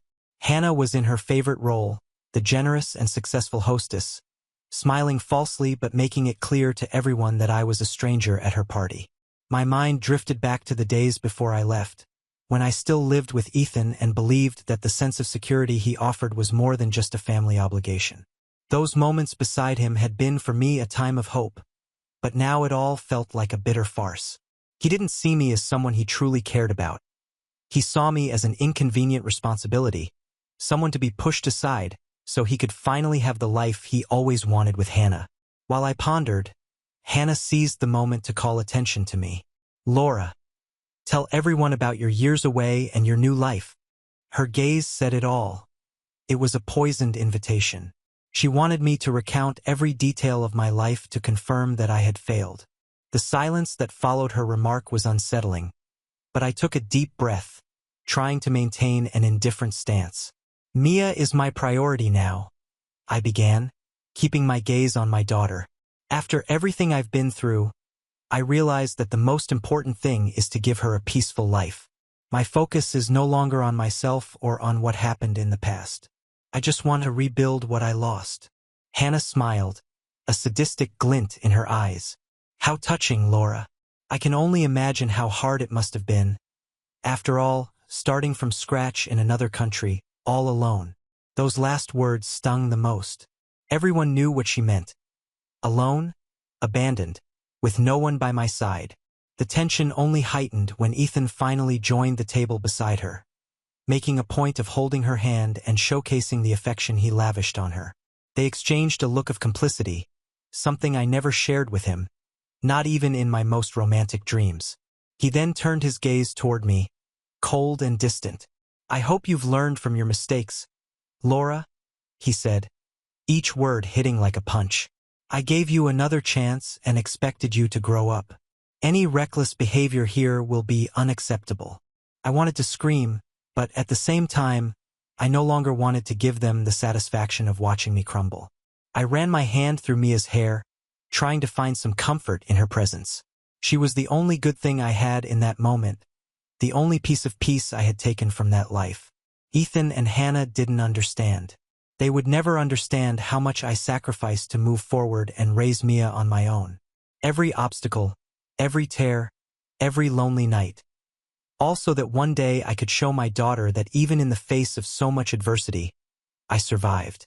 Yet Hannah seemed determined to push me into a reaction. She looked at me with that forced smile, feigning sympathy. You know, Laura, I was so surprised when I found out you had a daughter. Ethan and I were saying it's really surprising to see someone like you, who always depended on others, managing on your own. Quite a change, don't you think? The venom in her words was so evident that even a few of the more attentive guests noticed the sarcasm. I could have exploded at that moment, but instead I smiled serenely. Yes, Hannah, it was a transformation. And over these years, I've realized that independence is a blessing few truly understand. She shot me an icy look. I knew my response wasn't what she had expected. Ethan, impatient with the growing tension, muttered something to Hannah, trying to calm her down, but she brusquely pulled away and announced that she needed to clear her head. As she left, the room was filled with an awkward silence, but I felt an unusual calm taking over me. It was as if finally, I was taking control of my own story. They wouldn't break me anymore. After Hannah left, Ethan turned to me and whispered harshly, "Laura, you're only here as a family obligation. Don't make me regret bringing you back." I couldn't hold back the bitter laugh that escaped. The family obligation you felt, Ethan? You were the one who exiled me, who sent me away as if I were a burden, who never really cared about what I wanted, only about what was convenient for you. You wanted Hannah. You wanted the perfect life, so you shipped me off like an inconvenient piece of the puzzle. He was silent for a moment, surprised by my audacity. But before he could react, I continued. Did you know that even after all this, I didn't hold a grudge? I accepted my situation, raised my daughter alone, even when you destroyed my future by isolating me. But now, seeing you two behaving as if I were a threat, I realize you never changed. I was away, but you still see me as an enemy. Mia began to cry softly, perhaps sensing the tension around her. I picked her up, trying to soothe her, then stood up. I don't need to watch your happiness to validate my own pain. I'm no longer that naive girl who once looked at you and saw hope. Ethan, I'm here to say goodbye for all and not all. He stood frozen, speechless, as I walked toward the door, Mia in my arms. The guests murmured among themselves, some visibly shocked, others amused by the scene. Hannah threw the accusation onto the table like poison. You know, Laura, everyone here knows you once tried to seduce Ethan. It was a difficult time for him, but life moves on, right? She wore a smug, satisfied smile, reveling in the chance to humiliate me in front of everyone. The guests, who had avoided looking directly at me until then, now cast sidelong glances, whispering as if I were some kind of spectacle. For a second, I considered swallowing the comment and letting it go, but the weight of years of humiliation, pain, and solitude wouldn't allow me to. I wasn't going to let them distort my story anymore. I took a deep breath, standing taller as I met her gaze. Funny you'd say that, Hannah. I began, my voice carrying all the weight of what I'd endured. You sit here surrounded by people who barely know me, and yet you think you can sum up my entire life with one accusation. Do you know why Ethan meant so much to me? Because for a long time he was all I had after losing my parents. I thought he was the only family who truly saw me, who gave me any kind of affection. After my parents died, he was everything to me. I saw him as a father. Maybe I confused that, yes, maybe I created an idealized version of him in my head because he was all I had left. I paused, watching the smirk fade slightly from Hannah's face, and went on, looking her straight in the eye. But then, after years on my own, I finally realized the truth. And honestly, now that I see you two together, I understand that you deserve each other. I mistook what I felt for Ethan as gratitude, as a need for family. But now, seeing the reality, seeing how the two of you treat others with arrogance and cruelty, I understand that you're a perfect match. Hannah's smile faltered, her expression wavering between irritation and confusion. Ethan sat beside her, swallowing hard but saying nothing, maybe for the first time realizing that he had no control over this moment. There was so much to be said, so many lies that had gone unanswered, and now was my moment to finally address it all. You talk like I came here to disrupt your perfect little world. but the truth is that the only reason I'm here is because he invited me. I nodded in Ethan's direction. He was the one who sent me the invitation. And you know what? I realize now that you two truly do complete each other in ways I never understood before. I once thought I could fit into your lives, that maybe there was a place for me, but now I see it clearly. You're both exactly where you belong with each other. There was a ripple of whispers from the people around us, their curious glances shifting to judgmental, now directed more at Hannah than at me. And Ethan, who had always been in control, sat stiffly, his face drained of color. I spent years away, I continued, learning to fend for myself, building a life for me and my daughter while you kept up this facade of a perfect marriage. I was out there learning what it actually means to be independent. Maybe it took me too long to see things clearly, but now, standing here, I can say I don't need any of this. I don't need family who would cast me out. I don't need relatives who label me and treat me like I'm disposable. And I definitely don't need you trying to fit me into a story you invented. Hannah's fury was clear, but it was as if she were trapped in her own words. She glanced at Ethan, waiting for him to defend her. But he remained silent, perhaps realizing that anything he said would only make things worse. I stood up, picking up Mia and feeling lighter than I had in years. I came here out of obligation because I thought it was the right thing to do, that I owed at least that much respect to the only family I had left. But now I see that my only mistake was believing you were truly family to me. I began walking towards the door, but before leaving, I turned back one last time to meet their gazes, my own voice steady and firm. You deserve each other, I said almost softly, but with finality. The arrogance, the manipulation, the disregard for anyone else. The two of you fit perfectly. And as for me, I'll move on without either of you, without this bitterness, without the obligation. I walked out of that room with my head held high, each step feeling like a release from everything that had weighed me down for so long. After that night, it felt like a weight had been lifted from my shoulders. With Mia in my arms, I returned to the small apartment I had rented. First, as I tucked her into bed, I felt a peace I hadn't known in years. That encounter with Ethan and Hannah showed me that they had no place in my life anymore, and the realization was freeing. In the following days, I began making plans. Returning to my hometown had rekindled some old dreams, and I decided it was time to give Mia the stability I'd always wanted. I looked up schools, started sending out resumes, and soon enough, I found a job at a cozy little bookstore where I felt at home. The bookstore was owned by a woman named Margaret, a kind, silver-haired lady with a warm smile. She quickly noticed that I was trying to start over. Over time, I shared a bit of my story with her, and Margaret, with her gentle wisdom, encouraged me to let go of my past entirely. Laura, she said, sometimes you have to let certain people go to find who you truly are. Following her advice, I focused on Mia and our future. Each day Mia seemed happier. She adjusted quickly to her new surroundings, made friends at school, and for the first time, I saw a secure and joyful light in her eyes, something that filled me with hope. Watching Mia smile was all the confirmation I needed that I was on the right path. Oddly enough, after that dinner, Ethan reached out a few times. He sent messages, even called, but I never answered. Maybe he wanted to resolve things, or maybe, as usual, he needed some sort of validation. But I didn't need to hear his apologies or empty explanations anymore. Every unanswered call felt like a step toward my own peace. Over time, the messages stopped, and my life started to take shape. Mia and I settled into a routine, and everything finally felt stable. Before long, I was promoted to manager at the bookstore, giving us an even greater sense of security. I now had something to call my own, something I had built independently, far from Ethan's shadow. Years passed, and one day, while organizing some books, I received an invitation. It was for a family reunion, a party hosted by Ethan's cousins, whom I hadn't seen in ages. For a moment, I thought about ignoring it, but something made me pause. I was no longer the same Laura who had left that dinner years ago. I was stronger, more independent, and perhaps it was time to face the past without any lingering weight.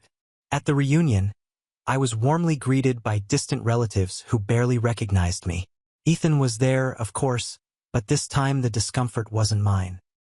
He seemed taken aback to see me and tried to approach, but I greeted him politely, then returned to mingling with friends and familiar faces, barely acknowledging his presence.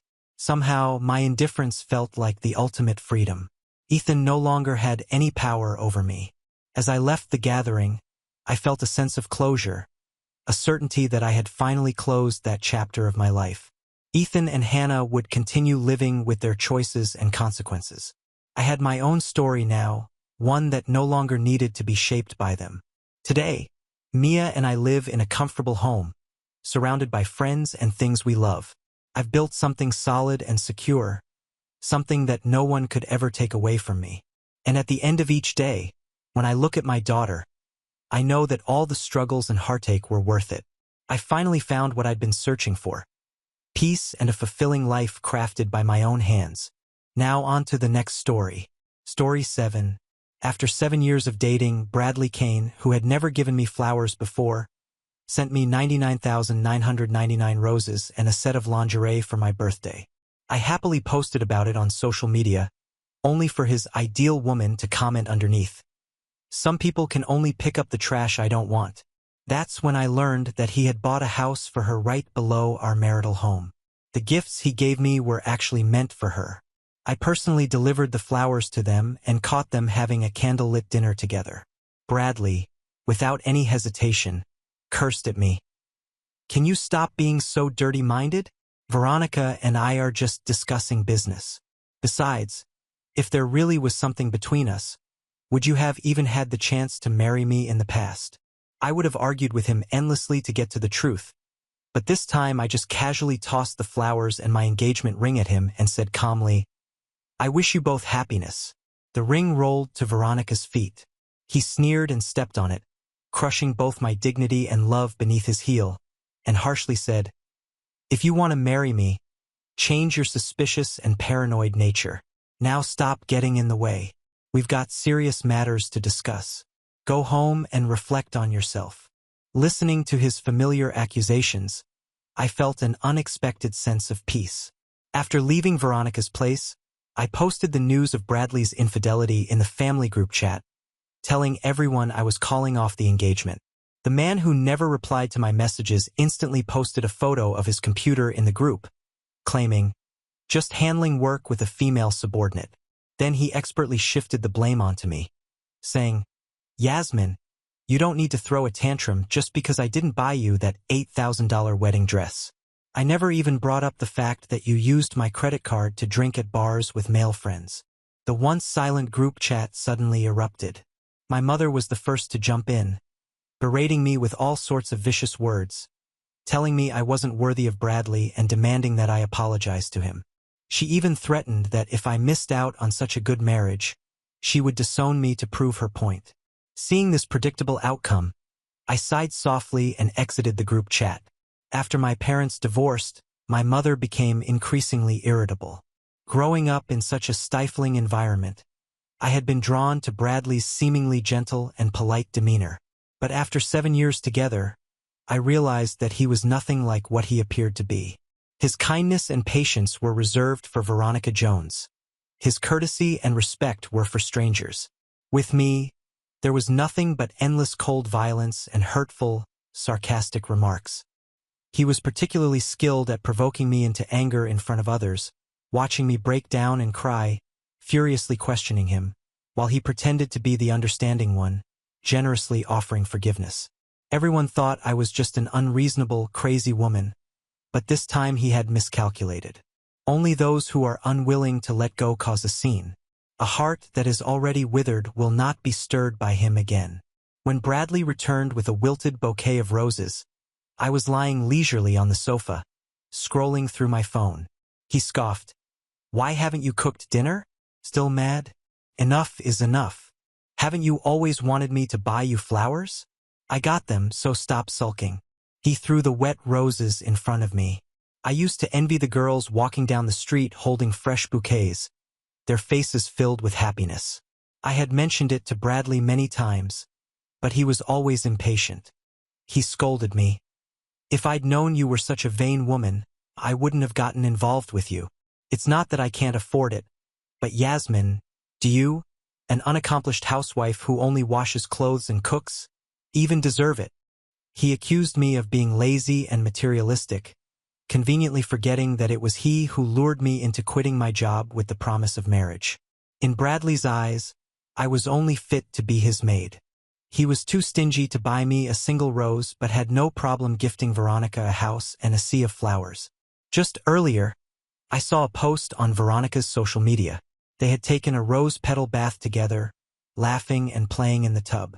After ruining those 99,999 roses, they picked out a few intact ones and brought them to me. I looked at the bouquet in disgust and kicked it away with my foot. Then I lifted my gaze to Bradley and said seriously, I don't like dirty second-hand goods. I don't like dirty second-hand men even more. Upon hearing my words, Bradley's face darkened immediately. He said, Yasmin, what right do you have to talk to me like that? Don't forget you're in my house. I'm the one supporting you. I wanted to retort, in the 7 years we'd been together, we always split expenses equally. Even after quitting my job, I used my own savings. Before I could speak, the oven beeped. I was too tired to argue with him, so I put on gloves and took the cake out. Bradley furrowed his brows as he stared at the cake for a while, then softened his tone. Is today your birthday? Today was my 30th birthday. It was also the 7th anniversary of being with Bradley. I had spent the whole day baking the cake by hand, hoping to celebrate together after he finished work. Feeling guilty, Bradley took the initiative to find candles and set them on the cake for me, and hurriedly said, I've been really busy with work lately. I'll make it up to you. How about this afternoon I take you to pick out a new, bigger engagement ring? He sat down in front of me, his usual gentlemanly demeanor restored. Yasmin, there's no need to be jealous of Veronica. We did have a relationship when we were young, but that was years ago and I've long since moved on, he said. Again, had he really moved on? I still remember when we hadn't been dating for long. I brought him lunch one day and overheard a conversation he was having with his friends. They asked him why he was with me. He said, anyone is fine as long as it's not Veronica. Back then, I was young and proud, thinking that sincerity could overcome anything. Looking back now, I realized how wrong I was. I had made a mistake, one after another, and now I had to get out before I lost everything. I replied coldly, no need, you go ahead. I'll handle it myself. Bradley was stunned for a moment, but after years of me swallowing my pride, he had grown used to my submission. He thought I was forgiving him once again and smiled as he lit the candles for me. Make a wish, he said. Every year before, my wish was for happiness and love with Bradley, for us to stay together forever. But this time, I silently wished, I want to be happy and free from Bradley, forever. After making my wish, I opened my eyes, ready to blow out the candles, but I realized Bradley had already disappeared. The cake I had spent 6 or 7 hours making had been knocked to the floor. He walked in such a hurry that he not only knocked over the cake but also failed to close the door in time. After cleaning up the mess, I checked my phone. Veronica had posted a new update. I'm such a little clumsy girl. I was bumping into the cabinet while walking. Luckily, my Prince Charming is always there to protect me. In the comments, Bradley, who had ignored me even when I was in a car accident, wrote, whenever you need me, I'll be there for you. I liked the post. Moments later, I received a new message from Bradley. Veronica hurt her foot. I'm taking her to the hospital. Come over and clean up her place and make some bone broth to bring to the hospital. Don't put cilantro in it. Suddenly, it all made sense. Bradley didn't have any dietary restrictions, but every time I added cilantro to a dish, he would explode, calling me a useless idiot who couldn't do anything right. It wasn't him who hated cilantro. It was Veronica. I thought about ignoring his message, but after hesitating for a moment, I headed downstairs. Bradley was holding Veronica, speaking to her softly. When he saw me, his face instantly hardened and said, why are you so late?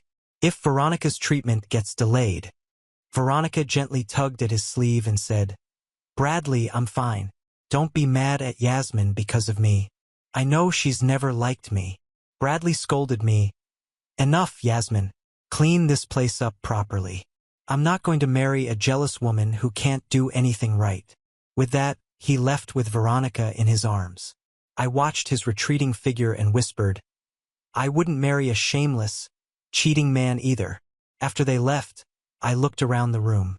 The bathroom was soaked with water, and in the trash, there were 2 used condoms. A wave of nausea hit me. No wonder Bradley had been working overtime so much lately. It turned out that he would spend some time with Veronica downstairs every day before returning home upstairs. I glanced around Veronica's bedroom. It was filled with luxury brand items and expensive skincare products. I still remembered how just a few days ago I had asked Bradley for a lipstick as a birthday present. He had looked at me with utter disdain and said, 30 years old and you still have the nerve to celebrate? Are you trying to act young? Disgusting. Just stay home and do your chores. No amount of expensive makeup will make you 20 again. I would never be 20 again, but Bradley never lacked 20-year-old girls around him. His so-called ideal woman, Veronica, was probably just his favorite among them. I took a deep breath and started taking pictures of everything in the room.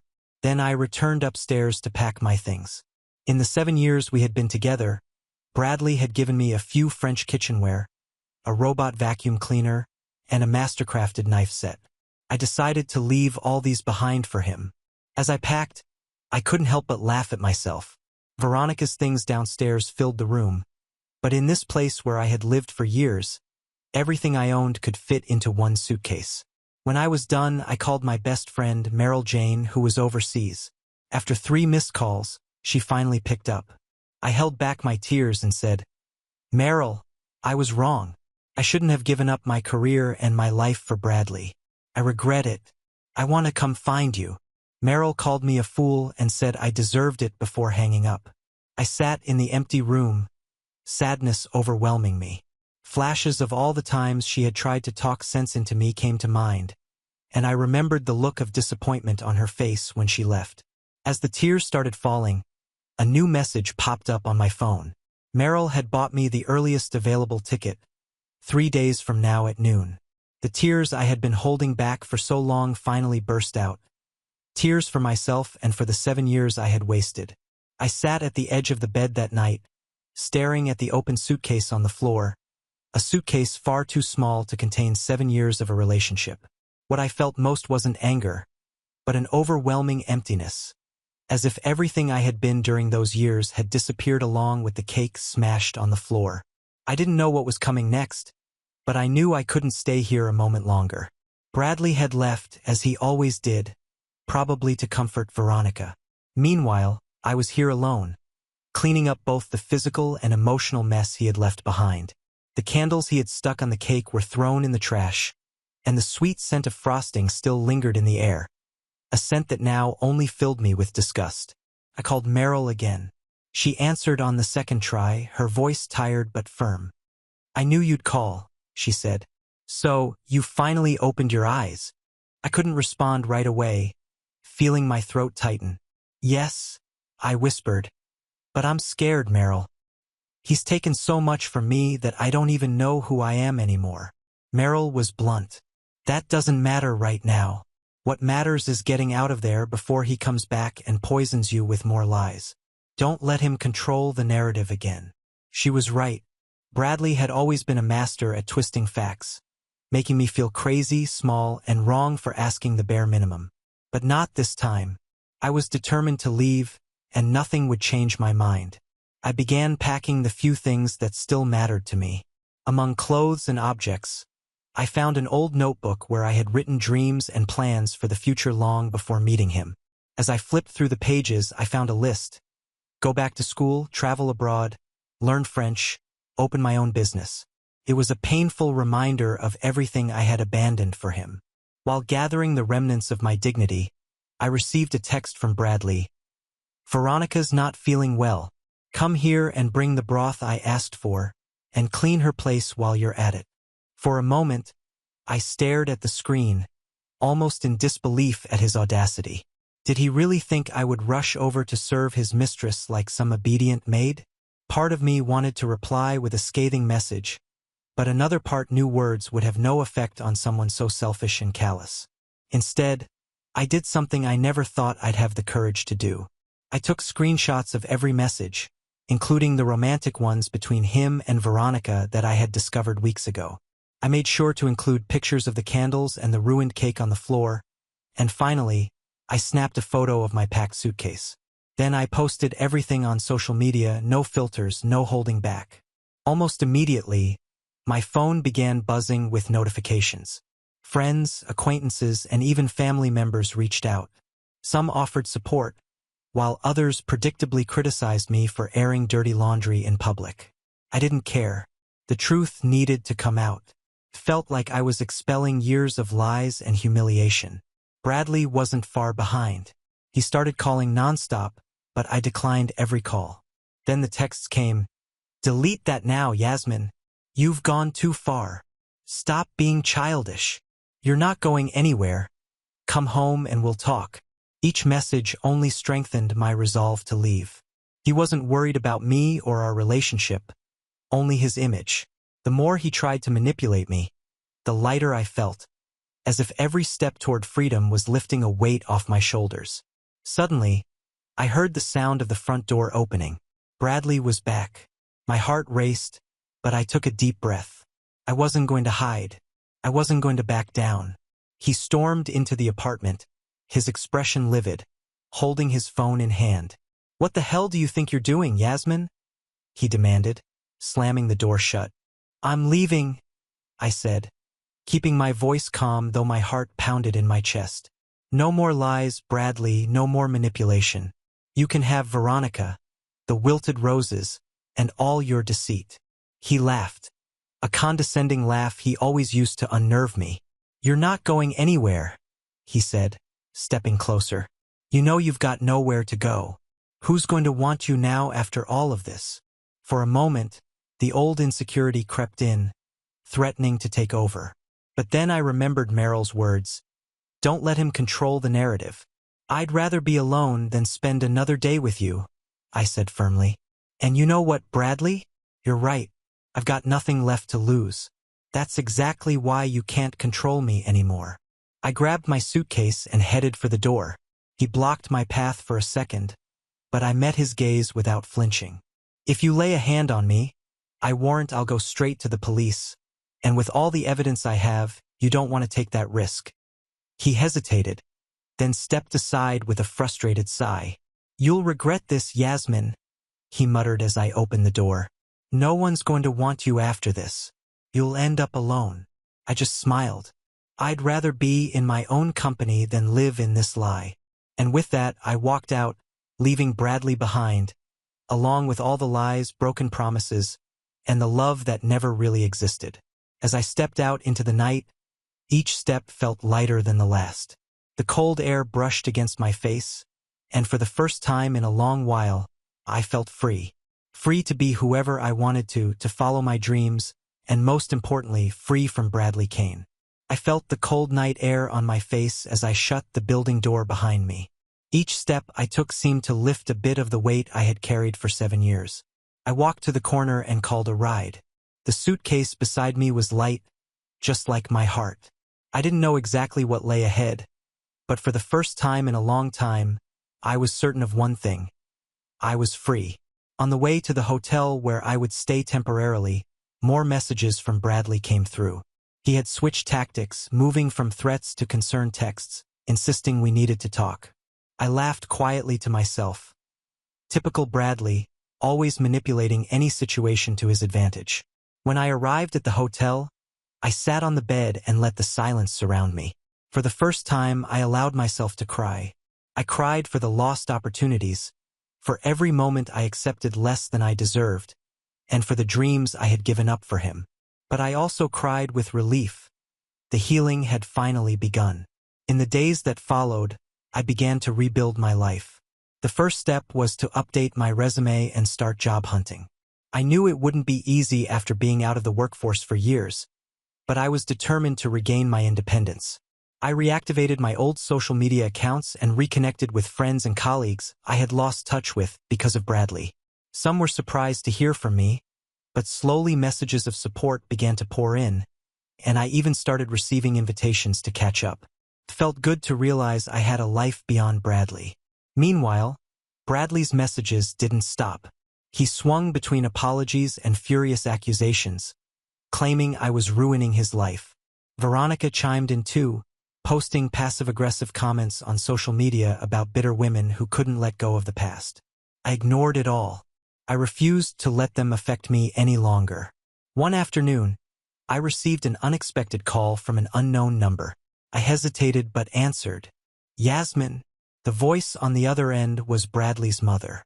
She sounded tense. We need to talk. At first, I considered saying no. I wanted nothing more to do with anything connected to Bradley. But in the end, curiosity won, and I agreed to meet her at a small cafe. She looked weary and disappointed as she sat across from me. I know what my son did to you, she said, taking my hand. And I want you to know, I'm on your side. Bradley has always been selfish, and I'm sorry for everything you went through.